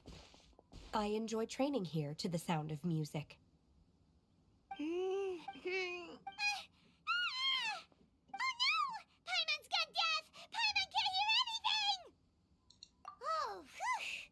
Paimon hasn't gone deaf. As strong as they were on that day. Huh. So that's Guess the who power of forgot music. to unpause? Wow, Shenhe. That was so deep! Music definitely has the power to bring up memories. It's like a time capsule with all the special moments Now from I'm wondering if I'd gone pause Are it there any melodies that have when left a deep I was going to impression on toilet. you? I don't remember if my parents ever sang any lullabies to me. I know some local folk songs, and a few other things come to mind too. The songs Yeah, of but the your parents sailors are down at the cunts. docks. The little ditties that the vendors call out in front of their beloved shops. The tunes of folk artists performing on the streets. Yes, that's right. In the past, whenever I heard the sound of those tunes, I always felt that they were worlds apart from me. Nenny and Leah probably view me as a non-human. And they are right, in the sense that I never could connect with humans' artistic expression and their sentiments. So I haven't been able to integrate into their community and be a part of their lives. At least, that's the view I held in the past. Only more recently did I start to realize that the only barriers are ones that I have erected with my imagination. The way those melodies make me feel isn't all that different from other people after all. They're about mundane details of everyday existence. Life's ups and downs, joys and sorrows. Even though we come from different backgrounds and have different stories to tell, when it comes down to the most common things that we see and experience around us each day in the city, in that sense, we're all the same. You go, Ganyu! You're really making progress. You have loads of friends in Liyue Harbor when you think about it. Like, okay, maybe some are more like coworkers and bosses, but at the very least, Keqing and Shenhe are your friends now, right? Yes, I am. Technically speaking, we should refer to each other by the conventional forms of address used among fellow disciples. But now that I know what constitutes a friendship, I do believe we are more friends than co-disciples. Thank you, everyone. Once the days are warmer, I would like to host you at my home in the city. Please invite Keqing as well. I've planted many types of flowers. I'm sure some of them will be to your taste. You are too kind. I'm not I sorry couldn't for possibly... podding. Nonsense. You are my friend. I have cultivated and cared for the flowers just as you taught me. Once you've seen them for yourself, I am sure you can advise me how to do an even better job next time.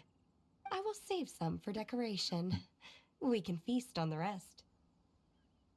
Then, thank you in advance. Wait, what is that saying again? If you insist? Do people say that? I'm not completely sure either. It doesn't matter, okay? You got the point across. No need to split hairs. Paimon's more concerned about your idea of a girls' night out. Eating flowers? Really? Does this have anything to do with you both being the disciples of that illuminated bird? Who dares refer to one not by one's Adeptus title, but merely as that illuminated bird? Master. Our greetings, Remember, Cloud there's two Retainer. birds, dumb fuck. There it is! The illuminated bird has landed! Double humph. Now she has the gall to use it rather than she, even after being chastised once already. Barely a moment has passed since we last met, and yet your impertinence has reached new heights. Very well. If you refuse to learn your lesson, one shall scold you no further. One has received your message from Ganyu. On the matter of the Adeptus you seek, one suspects to know their identity. Well, shall one lead the way? I still have to complete my training for today, so I will bid farewell to everyone here. Very well. Await my arrival at one's abode later this night. On this special occasion, you should indulge yourself with some savory dishes.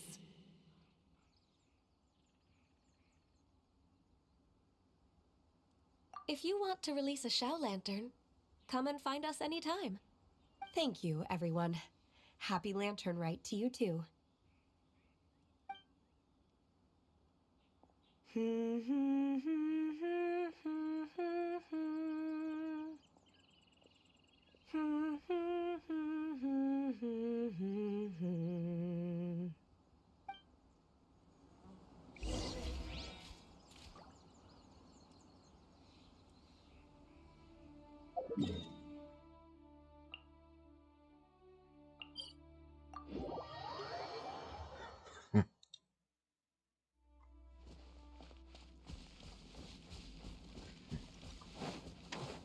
Gotta check now, actually.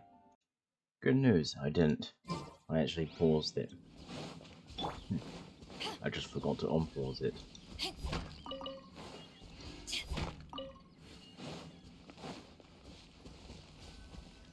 And I'm very hungry. Even though I'm trying not to eat right now. Whaley Plains?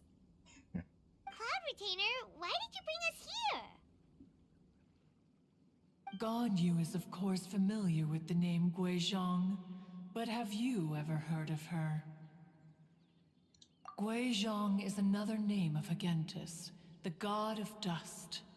She was extroverted in nature and adored social gatherings and inventions alike. Long ago, this region was yet a prosperous assembly. Guizhong often invited her friends to visit her home, reserving for us seats around the largest stone table. Seagazer would always bring out his latest treasure and place it upon the table. He could be quite the braggart. Though usually a mild-mannered fellow, when it came to those collectibles he was so fond of, he always loved to show them off. Paimon remembers that name. So that's what Seagazer was like. He was an old friend and a former rival. One has many memories of him. Once he had brought out the treasure, it would predictably become the center of attention. Neither Guizhong nor one was content to let him just steal the spotlight. So we would then also present our proudest mechanical creations. As Adepti, we were each gifted in our own ways, and naturally proud of our accomplishments in our respective fields of expertise. As a result, one often quarreled with Seagazer. His treasures were not even of his own making. He just used his exploration skills to dig them out of the ground. How, pray tell, could he compare to me, when every single one of one's accomplishments were crafted by one's own hand? Cloud Retainer, you are getting competitive again. One digresses. Regardless, every time an argument occurred, Wei Zhang would come over to watch us during our mutual lambastics. On some occasions, she would join in, and on others, she'd take one of us by the limb and start uttering the most ridiculous nonsense. What kind of nonsense? No kind of nonsense were we spared. Sometimes she would brazenly opine, why argue between yourselves when neither of you could ever hope to beat me? Other times, she would make unsolicited suggestions, such as, once you two are done arguing, let's go to the foot of the mountain and grill some meat.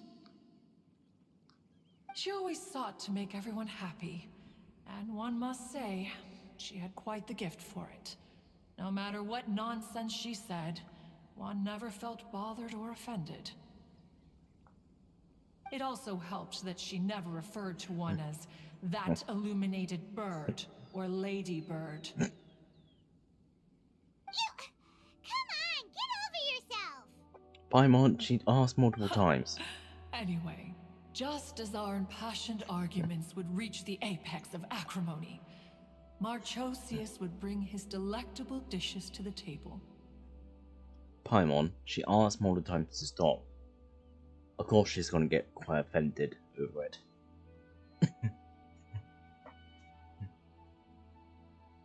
Who would dare snub the stove god and his wondrous creations?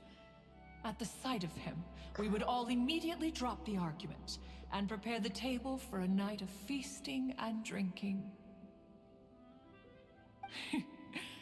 Back then, one was always bothered by how the cups Rex Lapis brought were always too square for one's taste.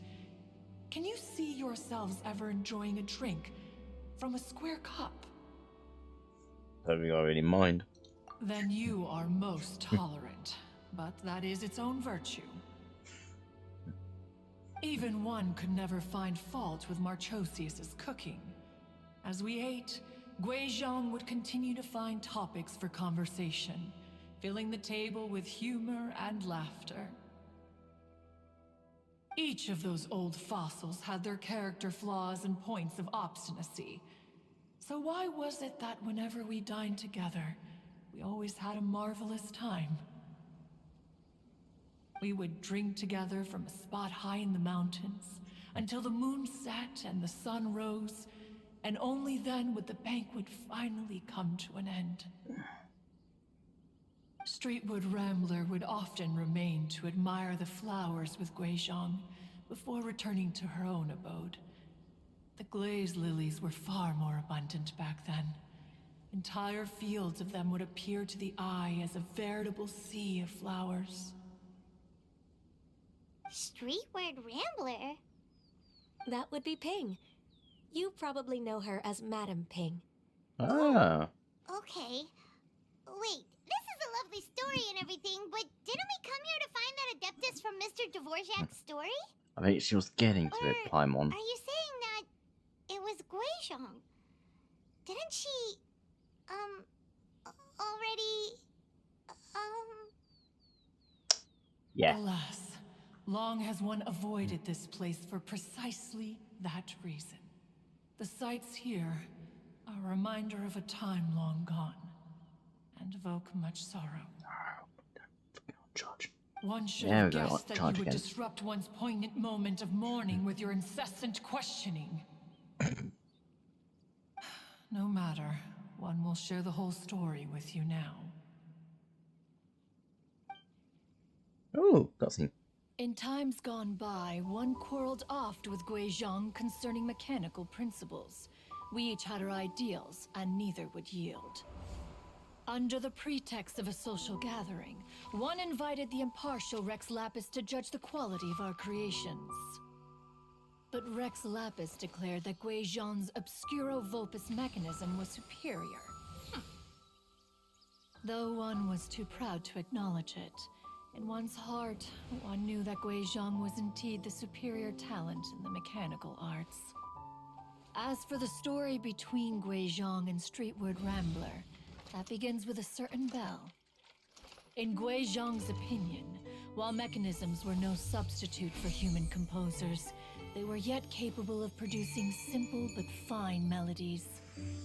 But Streetward Rambler believed music to be an expression of the soul, an emotional enterprise that could never hope to be replicated by machinery. They argued endlessly, until one asked Rex Lapis to intercede. He confiscated the bell and designated it for ceremonial use. Thereafter, one would often find them convening in the mountains, discussing music, mechanics, and all the affairs of the mortal world. But these good times were not to last.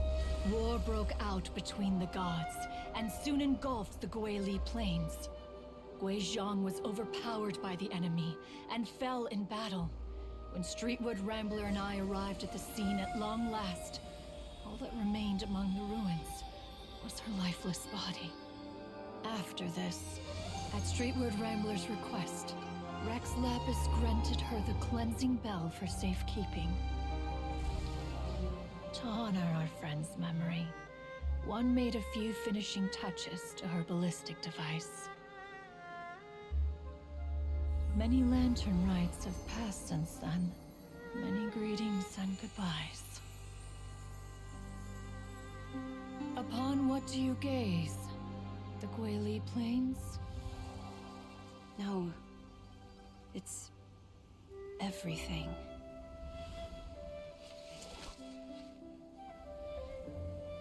We think of human life as like a lantern that's lit one minute and extinguished the next. But are we Adepti so different? Perhaps as dust settles after a storm, we too must one day return to the world below. One has always been austere and private by nature, and has never relished socializing. One's dealings with Gui Zhang were born out of discussions on the discipline of mechanics. What? You have loads of friends, and you seem pretty chatty. Just because one is not ignorant of social graces does not mean one is fond of them. One is Yes, you are. perfectly capable of partaking in conversation despite being introverted. But in the end, one is nothing like Streetward Rambler. She is dauntless but thoughtful, not to mention eloquent and wise. Moreover, her friendship with Gui Zhang was far greater than one's own. Back when they were rivals, they would often compete against one another in the realm of musical composition. That cleansing bell was one of Gui Zhang's proudest works, having the ability to both compose and perform. Wait, that's weird. Didn't Madame Ping say she pestered an old friend for that bell? And she also said something about being a vain beauty when she was young or something. Streetward Rambler, a vain beauty. My foot. That bell has a sad history. Clearly, she refrained from sharing with you the truth of its origins, since the right time had not yet come. As for her old friend, who else could it be? As soon as Streetward Rambler heard that a certain Zhang Li wished to borrow the bell, she realized that the man was none other than Rex Lapis, and that he had made an enormous decision. After all, we all have known each other for several millennia. Some things between us are implicitly understood. Whoa! So they were talking in secret code? Oh, Paimon did not see that one coming. Enough of your intrusions. Where was one up to? Ah, yes. One remembers now.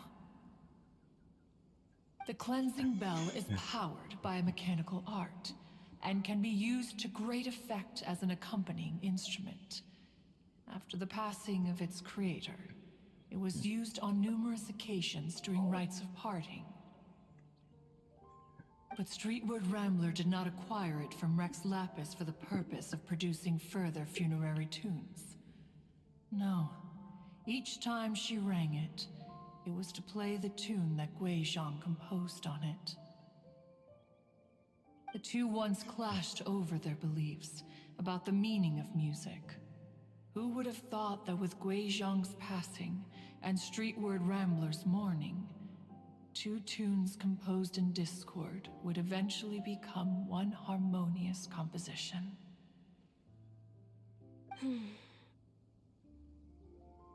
Once upon a time, Streetwood Rambler also loved gatherings, liquor, and music.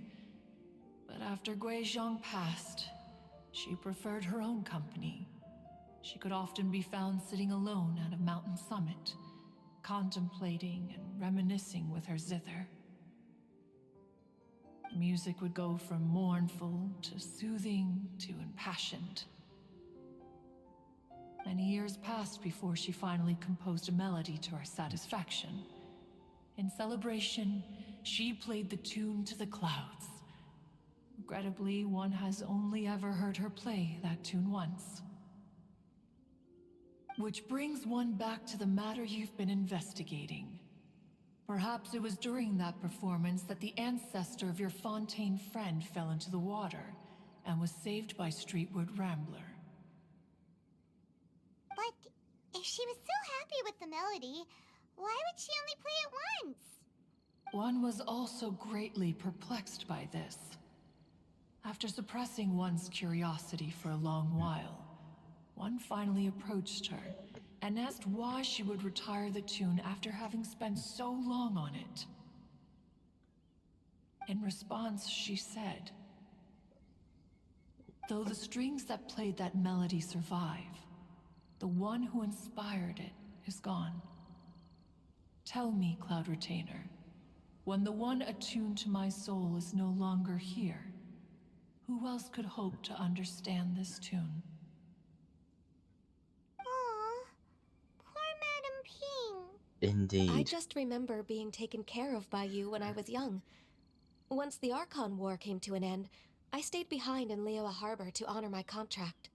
Although I met Gui Zhang a few times, I never knew anything of this particular story. Gui Zhang was quite the visionary, but tragically passed before her time. Her manuscripts still lie unfinished in the realm of clouds. Blank pages give one cause for contemplation on what might have been. Had you not decided to search for that mystery Adeptus, perhaps these stories too would have been lost to the sands of time. I'm actually really upset. I'm starting to feel like I want to tear up. It's really, really sad. As of now, you know the truth. That the Adeptus who rescued the drowning man was none other than Streetwood Rambler.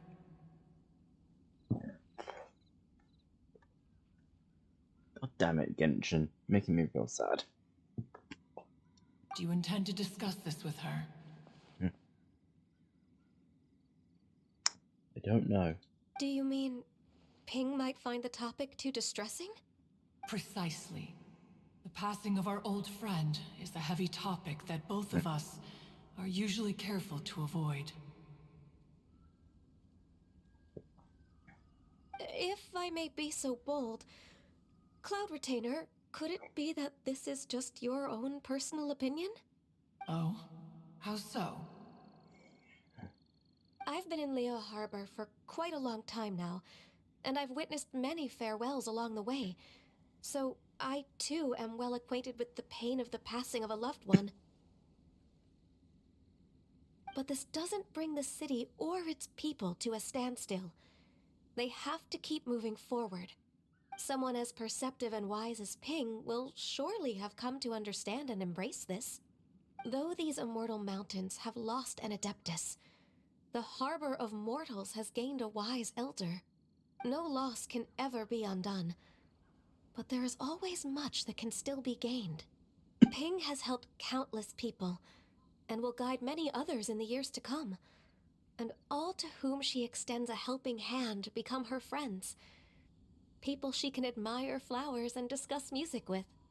Though it is heartbreaking to lose a kindred spirit, life goes on, because there are new friends waiting for you further down the road.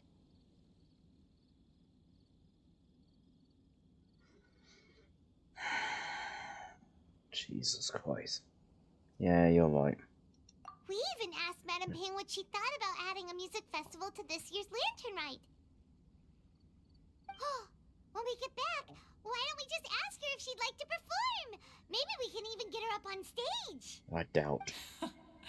You youngsters and your imaginations.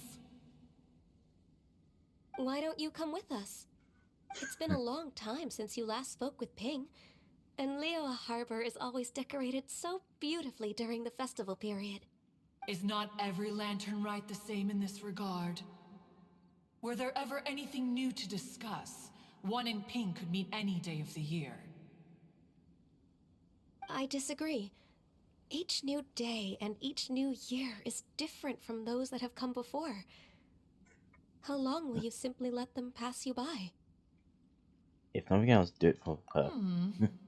The edibles she brought this time were indeed quite delectable. Very well. Then one will be off. If the other old fossils have sneaked away into the city to amuse themselves, one shall soon find out. All right. We should be getting back to the harbor as well. We don't want to keep her waiting. Once the Guili Assembly, now the Guili Plains. Say, if we planted flowers there and cared for them carefully enough, do you think that one day we'd be able to recreate the sea of glaze lilies? Allow one to take back one's praise from a moment prior. You are still far too given to flights of fancy, child. What? Cloud Retainer? You were still listening? One observed that you were making no effort to leave, and returned to chasten and hasten you. This time, one is departing in earnest.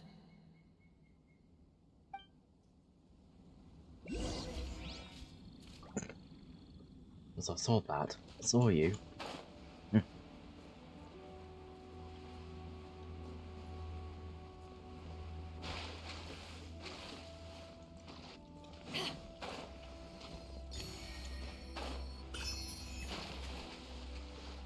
And I don't want it anymore.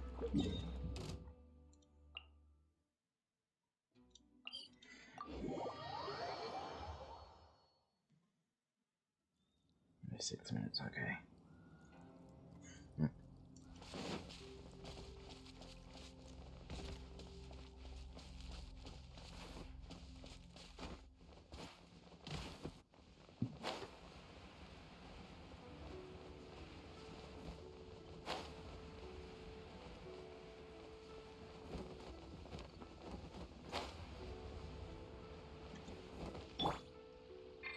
Let the show be.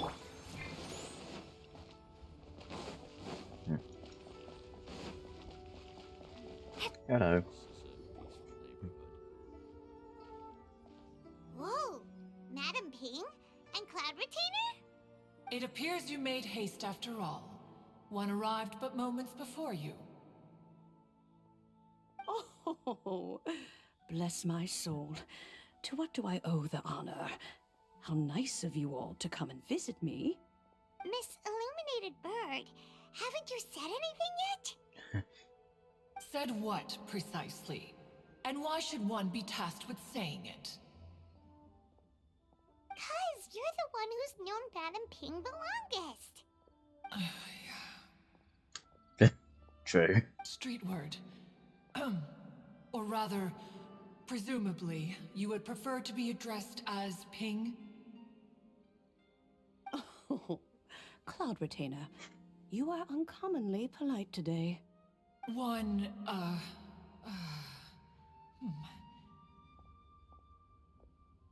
Given that Lantern Rite is almost upon us, the weather in the city is most pleasant, and a sweet floral fragrance lingers in the air. Ahem. Ganyu, please continue from here. Huh? All right.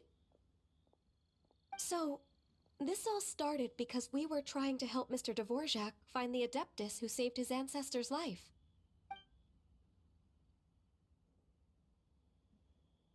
Cloud Retainer informed us that the one who played that melody and rescued the drowning man was none other than yourself. Ah, let me think. Yes, I do believe I recall that encounter. What a long time ago that was. I'm surprised that you still remember it. Even more astonishing, perhaps, is the fact that this story has survived this long at all, when mortal lives are so very brief. It appears that she has proven herself right once again. Who's she? It's not fucking obvious. We like to call her Guizhong. From the look in Cloud Retainer's eyes, I sense that she has already told you all about her. Albeit reluctantly, one might add. Oh, there is no harm done. After all, Lantern Rite's very purpose is to commemorate the heroes who gave their lives for Liyue. Although Guizhong did not live to see the splendid sights of today, she was as much a hero as any other. So, how has she proven herself right again exactly? Once upon a time, she said to me that humans were a weak form of life that she wished to protect with her wisdom. But as she interacted more and more with them, her opinions on them began to change. She marveled at the beautiful complexity of their spirits, the sheer splendor of all they could accomplish through their hard work and intelligence. She told us that to underestimate human potential would be to make a grave mistake. With the smallest amount of guidance, enormous power can be unleashed in them. And a human who has reached their full potential may well be her equal. Someone who could have as much to teach an Adeptus as to learn from them. She always had a way with words. That her mechanical accomplishments were judged superior to one's own was, one suspects, in large part due to her sheer eloquence. Speaking of mechanics, Cloud Retainer, do you still remember that potted plant mechanism? The one that the two of you gave me as a gift? Of course. Guizhong and one both put an immense amount of effort into that gift. It would be no overstatement to call it a testament to each of our individual technical genius. As Guizhong once said, it takes every blade of grass and every flower to make a homeland. When I see the sight of Liyue Harbor before us today, I am reminded of this. Madam Ping looks very emotional right now. No fucking shit, I'm about to cry myself. Of all of us, it was Guizhong who was the fondest of these grand and exciting occasions. If she were still with us, I'm quite sure she would still be trying to best Cloud Retainer's finest works at every opportunity. Liyue Harbor is always filled with the sound of music at this time of the year. If she were here, one is certain that she would seek you out to discuss and debate the virtues of various melodies. Shit, I just realized some time. Yeah, music! We've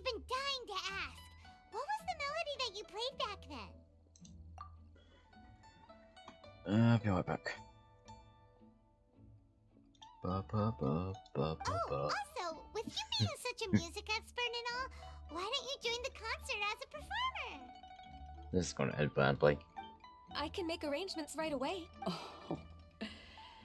As much as I don't wish to dampen your enthusiasm, it's been a long time since I played this zither. My fingers don't have the dexterity they once did. And whenever I play that tune, it always reminds me of her. I start wondering what she would think of the changes I have made to her melody. There was a period of time whenever I started strumming, it almost felt like she was back again. Sitting right there on the stone stool next to me, chatting away. Skybracer and Seagazer too, looking just like they did in the old days. No matter how much time goes by, the moment that melody starts playing, it transports me right back to that time in my memory. So the past still weighs heavily on your heart? Oh, I would be lying to myself if I claimed to have completely moved on. But that is not to say that grief doesn't get easier with time. Despite the sadness, I have found many things that bring me joy in life. It is simply the nature of the world in which we live that even if one wished to mourn for an eternity, it would be a nigh impossible feat. Just look at this potted plant. Isn't it stunning? That is a city, not a potty plant. It takes an honest and open mind to confront and conquer grief. You have indeed made progress. Be that as it may, I shall leave the lantern rite stage to the youth of today. Well, if you're sure... Granny! Whoa, what's everyone doing here? Did something bad happen? Ah, and now we've spooked Yanfei. No, everyone's just here to give me their regards for the holiday. Oh, that's wonderful. I'm glad. Well, in that case, happy Lantern Rite. Happy Lantern Rite. Oh, I just remembered that I have some work to do at Yuehai Pavilion that I need to discuss with Yanfei. I will leave Mr. Dvorak in your capable hands. Cloud Retainer, Ping, we will be off for now. Huh? Does it have to be right now? Which case is this again? Hey, Ganyu! It seems Ganyu still has much to learn when it comes to the art of deception. What a pity. She has learned nothing of one's ability to carry a conversation. And my face off. You fucking joking. That's gone. Since it's been so long, Cloud Retainer, why don't you stay? I'll make a cup of tea and we can chat a while. Gladly. This was one's intention as well. When you next see the Fontaine musician, please give him my regards. I'd like to wish him the very best with the concert. You got it, Madam Ping! Thank you all. I think you've listened to enough of my nattering for one day. Honestly, no. At this point, I want more of the story. And I don't usually listen to story quite well. The only ones that I did listen are ones I really enjoyed.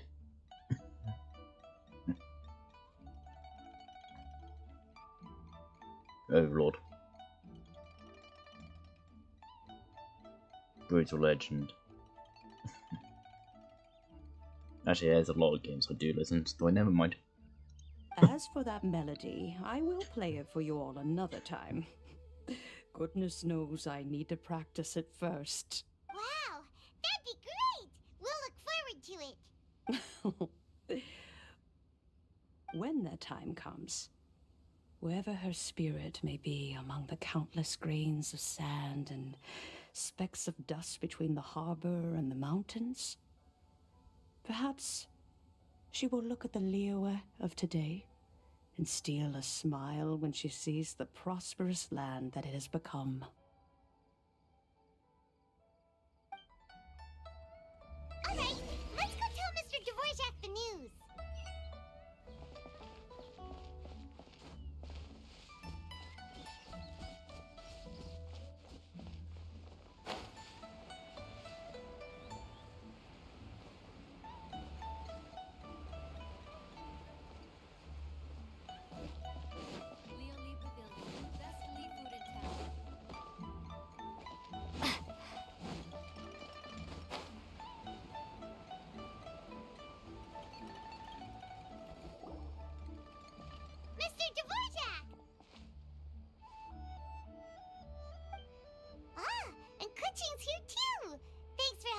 all of this up.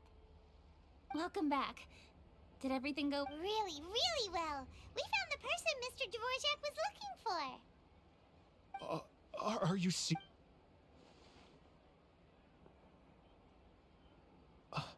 I see. So the melody my ancestor heard was an adeptus remembering her late friend? That certainly explains why it was such a powerful and poignant tune. Huh. That's a really interesting first reaction. Guess that comes with having a musical mind. I have to say, though, it's hard to believe that the fairy from the tale is now an elderly granny. Oh, Paimon knows exactly what you mean. Normally, Adepti don't age it, but Streetward Rambler, or Madam Ping as we know her, probably only became old because it's what she wanted for herself. Madam Ping possesses vast knowledge and great wisdom. Whatever physical form she may decide to take, her mind and wits are as sharp as they come. Yep, Kuching summed it up perfectly. That's exactly what Paimon was trying to say. I think... yes. That can wait until after the concert, though. For now, I need to devote all my emotional energy to the performance. Ah, speaking of, Madam Ping wishes you all the best with the music festival. Paimon has a sneaking suspicion that she'll stay in her usual spot, but listen to the performances from afar. Wait, are you serious? Oh no, now I'm starting to get nervous. Okay, alright. Nope, another rehearsal is in order. Please excuse me, everyone.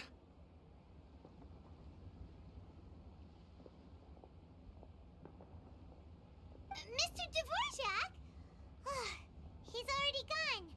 Paimon wasn't even finished telling him before we set off on our search with Ganyu. He asked us about what music means to people. After our recent adventure, Paimon thinks we have a lot more to say about that now. Please, share your insights with me. Well, we found out that music can be used for good, but also for bad. It can make people happy and moved, but it can also be sad and bittersweet. And music is like a kind of memory written in people's hearts. It can put you in touch with feelings from a totally different time and place. It sounds like you had an eventful trip. Don't worry, I'm sure Ganyu will fill me in on all the details shortly. Wait, does that mean you're gonna carry on working? Mm-hmm. Just a few things to wrap up. All the groundwork is done. As long as everyone enjoys the festival activities, all our efforts are worthwhile. Happy Lantern Rite to you as well.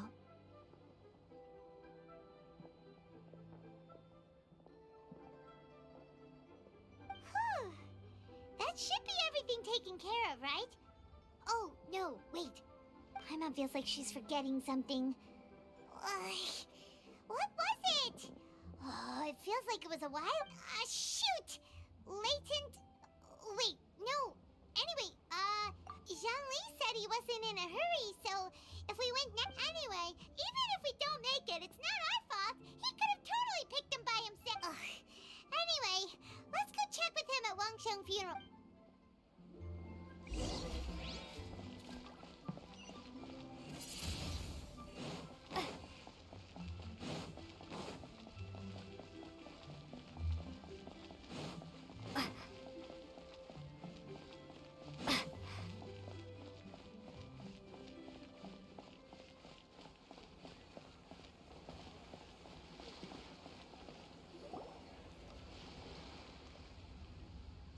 All of a sudden, daytime.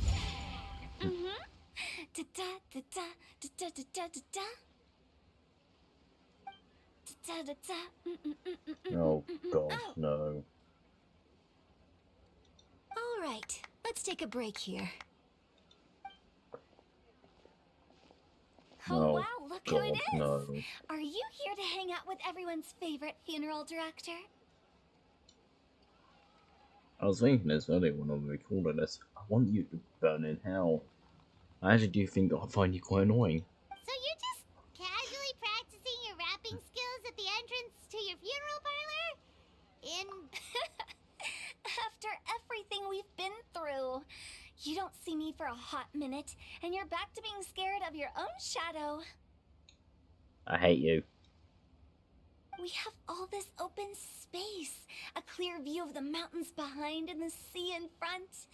Not to mention we have several invisible audience members enthusiastically cheering us on. It's the perfect spot to rehearse. You disappoint me. Invisible. Gotta say, it took me a few days to get used to Director Who's way of talking. Xinyan was pretty spooked too when she first got here. Just like when she sees a frog, but a giant frog with sharp teeth.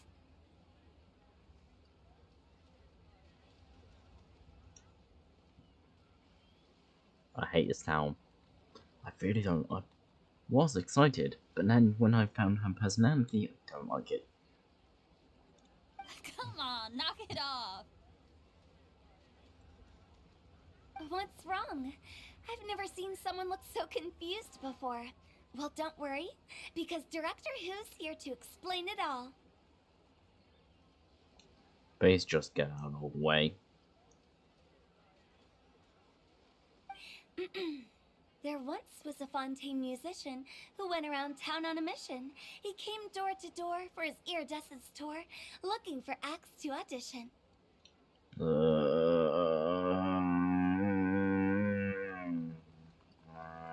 With my words, Xinyan's chords, and Yunjin as our mentor, we'll take the stage by storm with flames roaring and the whole audience calling for more.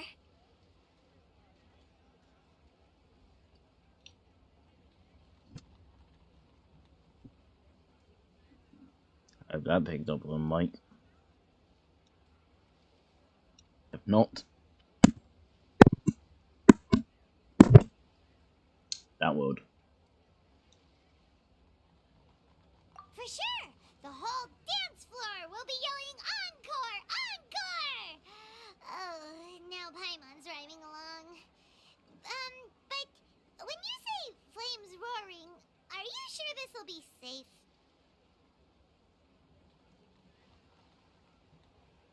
Again, I'm agreeing with Paimon.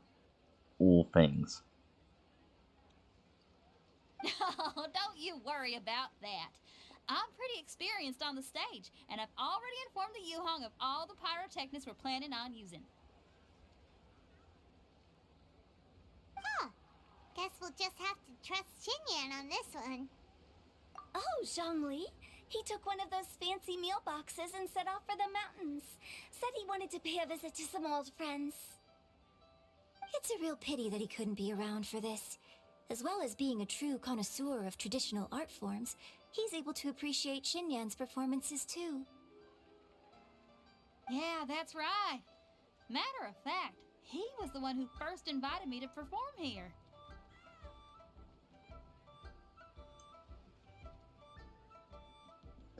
The voice doesn't match the character.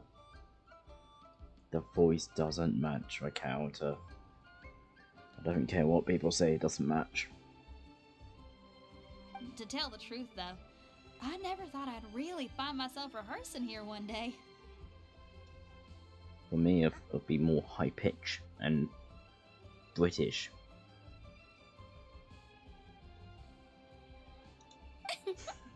Well, now you know. The Wangsheng Funeral Parlor is a great location.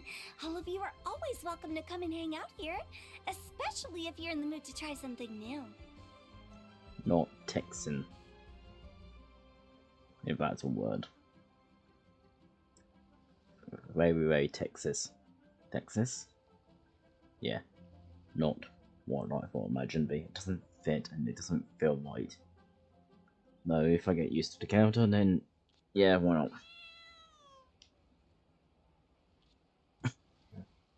I don't know. It just doesn't. Other people may go, hey, this doesn't feel right. This does feel right. If anyone's watching this and kind of agree, your voice doesn't match. What do you think her voice was originally going to be? I obviously said mine was going to be British.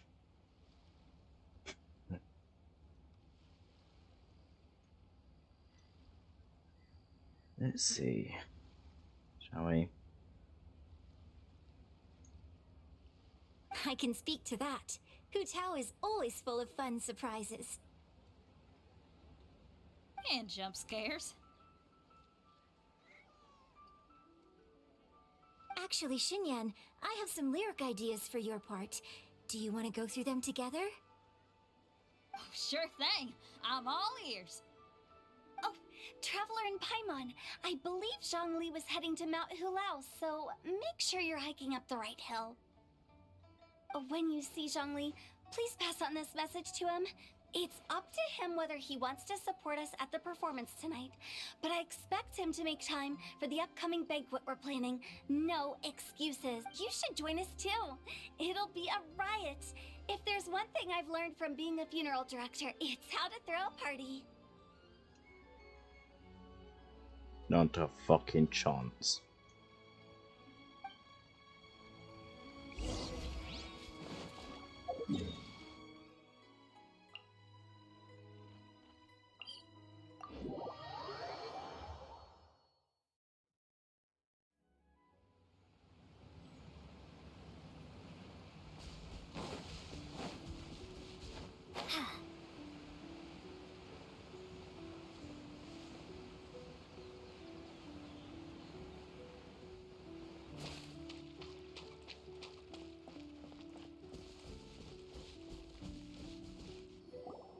Paimon sees them!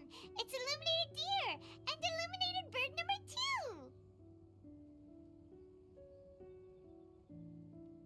2! A familiar face.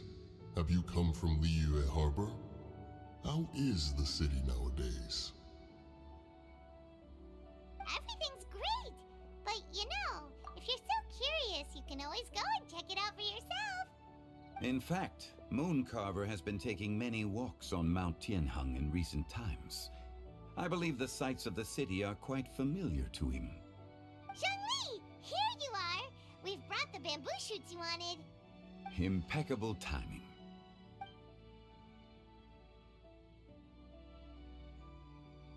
Traditionally, bamboo shoot soup ought to be slow cooked for many hours on low heat. Using Adeptus arts to hasten the process is something of a shortcut. Wait, that mechanism, is that? Indeed. Cloud Retainer kindly lent me her supreme cuisine machine. Can we not just call it a cooking machine?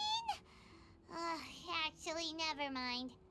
She seems to take a lot of pride in her mechanical Microwave. gizmos, so it's probably best if Paimon doesn't go changing the name willy-nilly. I trust that you found the answers you were seeking during your recent journey. Excellent. The past should be remembered, but not overly dwelt upon. Our journey should be seen as a means to take on more from the world around us. When the bamboo shoot soup is ready, I must insist that you try some for yourself.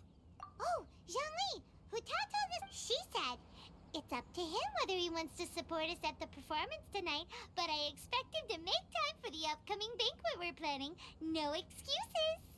When she says performance, she must mean the Lantern Rite Music Festival. As for the banquet, she didn't tell us anything more about that, but she invited us to come as well. As you can see, I have a prior engagement with 2 Adepti friends of mine tonight. Please, give Director Hu my... As for the banquet, since the Director insists, far be it from a mere consultant like myself to refuse. Yay! Then we'll see you there? Absolutely. Rex Lapis, the bamboo shoot soup is ready. Thank you. I will examine it right away. The appearance is exquisite, and the aroma rich and intense. We can't see Craftsmanship it. of this machine It's is just a commendable microwave indeed. in front of us. Since you came all this way, you should not leave empty-handed. Please, take some soup. It tastes most exquisite while still warm. Our bag is always warm. This is why we still have a chicken and soup.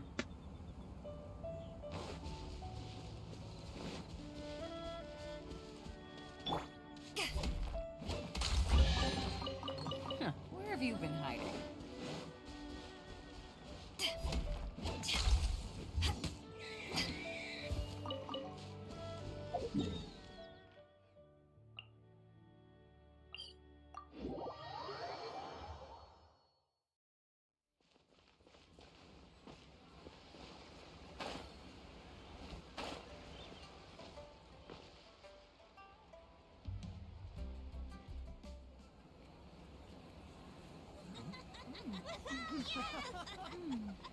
I'm honored to be here on the Iridescence Tour stage.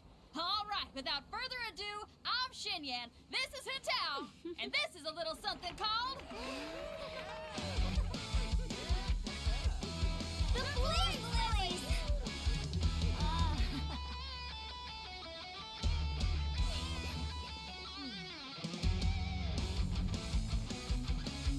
I'm up here blazing trails through the midnight sky, lighting up the world below. And when the crowds all hear my voice, they'll meet the spirit of rock and roll. Let's go! Hey, you butterfly, you two buzzing by, guiding your way to the afterlife, opening the path without a fright. Oh! I'll light the fire, watch it blaze across the universe. I'll spit my rhymes, watch your step, or you'll get burned. Hey! Woo! Yeah!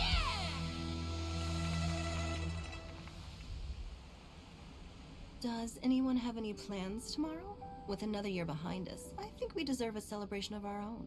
My treat. Interested? The Tianquan footing the bill?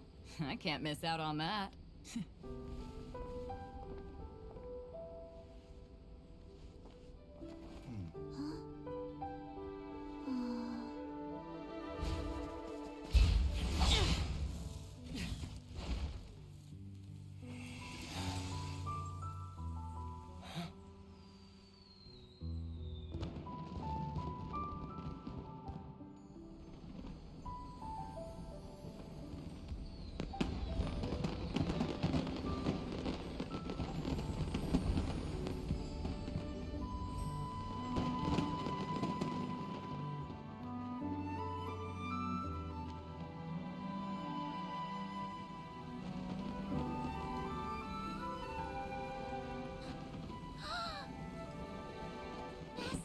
Master, listen!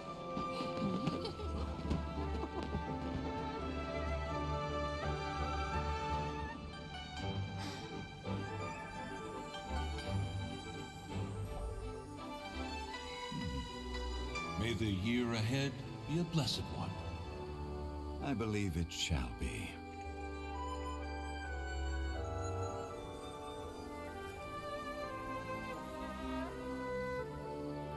Master, the Shao Lanterns, Ha! Elementary.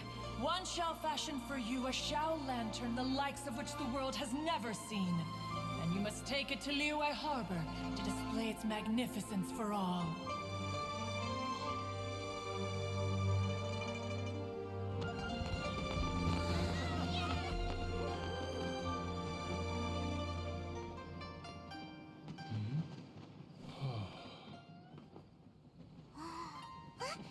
Listen! That must be Madame Ping!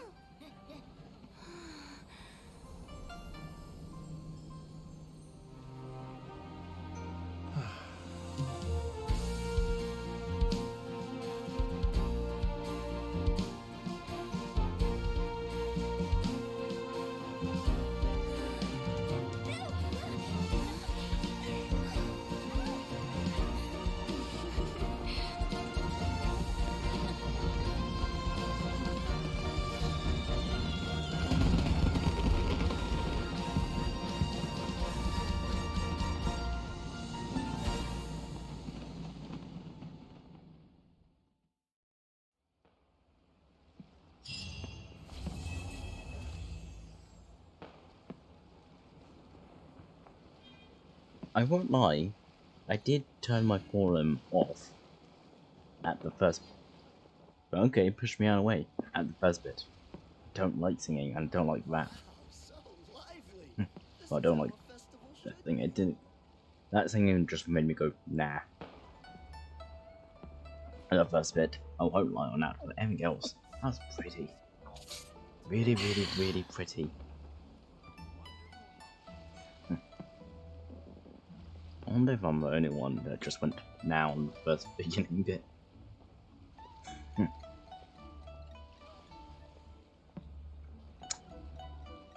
Alrighty then. Okay, now I need to get a move on and write my next song. Listen to you. You only just fulfilled one lifetime dream. Are you really thinking about your next goal already? Don't try to tell me you ain't the same way. I bet you've already thought up a name for your next opera, haven't you? You know me too well, Xinyan. The Adeptus Seeking Voyage. How does that sound? Oh, man! Yeah, I can already picture it. I've also got just the finishing line for it. I'll close with, and the celestial melody echoed through the clouds forevermore.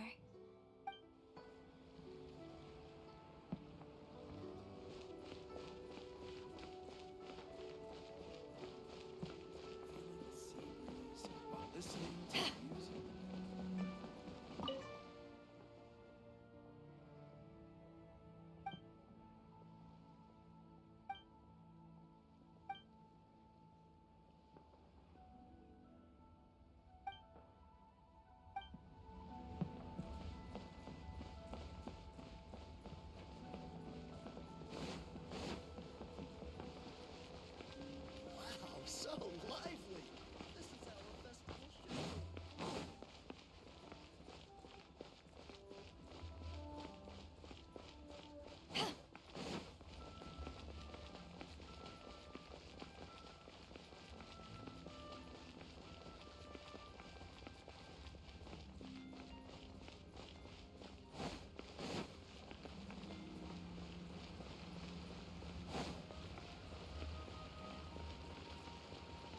Question though, how did they manage to hear that music far away?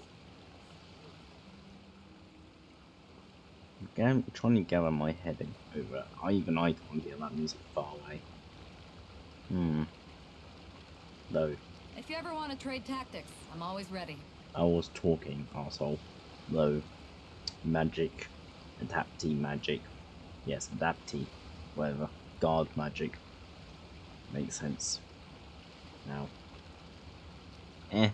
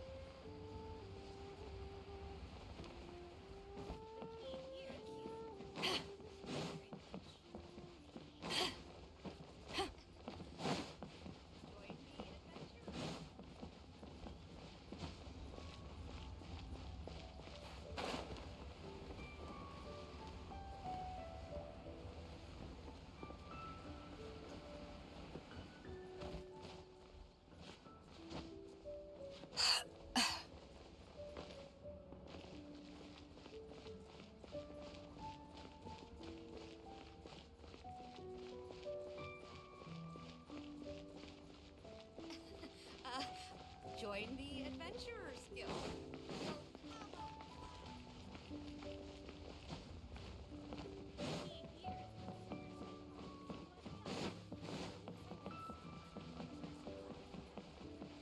The Lantern Rite celebrations are getting better by the year. Such wonderful music. Dr. Baiju, I've brought the herbs. Who are the singers. Performing at a music festival is very demanding. Using these herbs in good time will protect their voices from damage. Oh, that's why you were preparing them all night. I dared not neglect the Yuheng's request. Her messenger was quite insistent that it should take top priority. Let me double check again. This one is for...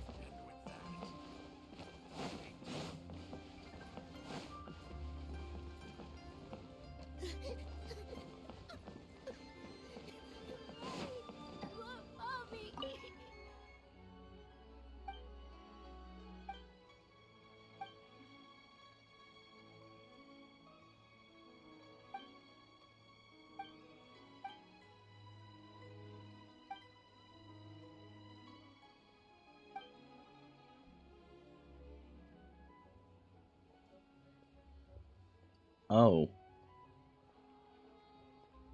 I just really quickly read that.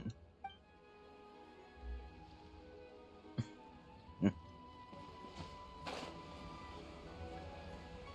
that was quite dark. So I was like, oh.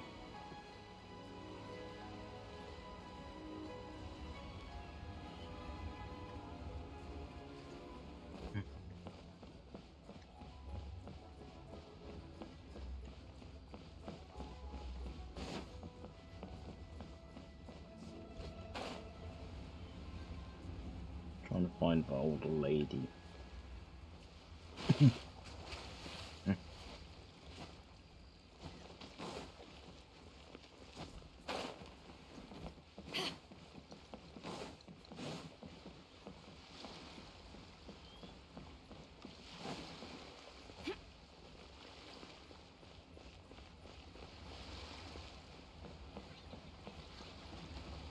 Ah, never mind, about him. Magnificent! Absolutely magnificent. Yes, when I heard the music coming from up in the clouds, I was so stunned I could barely think or move. I felt like it had a special kind of hold over me. Or maybe it was the adeptal power within the music. And the ensemble at the end was truly sublime. I felt like I would have started to cry if I hadn't been one of the performers on the stage.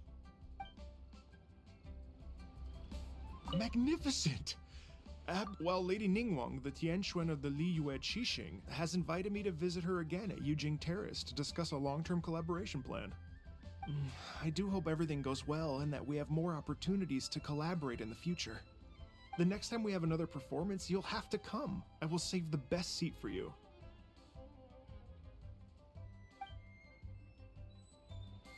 Magnificent! I've already given her my thanks in person. This is what she said.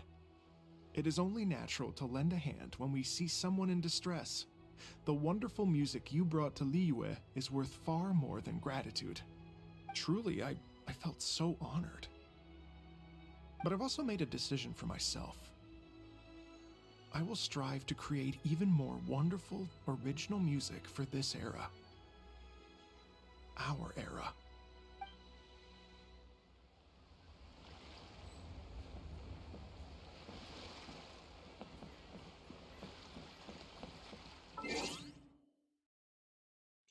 I'm going to stop there. Jesus. Okay.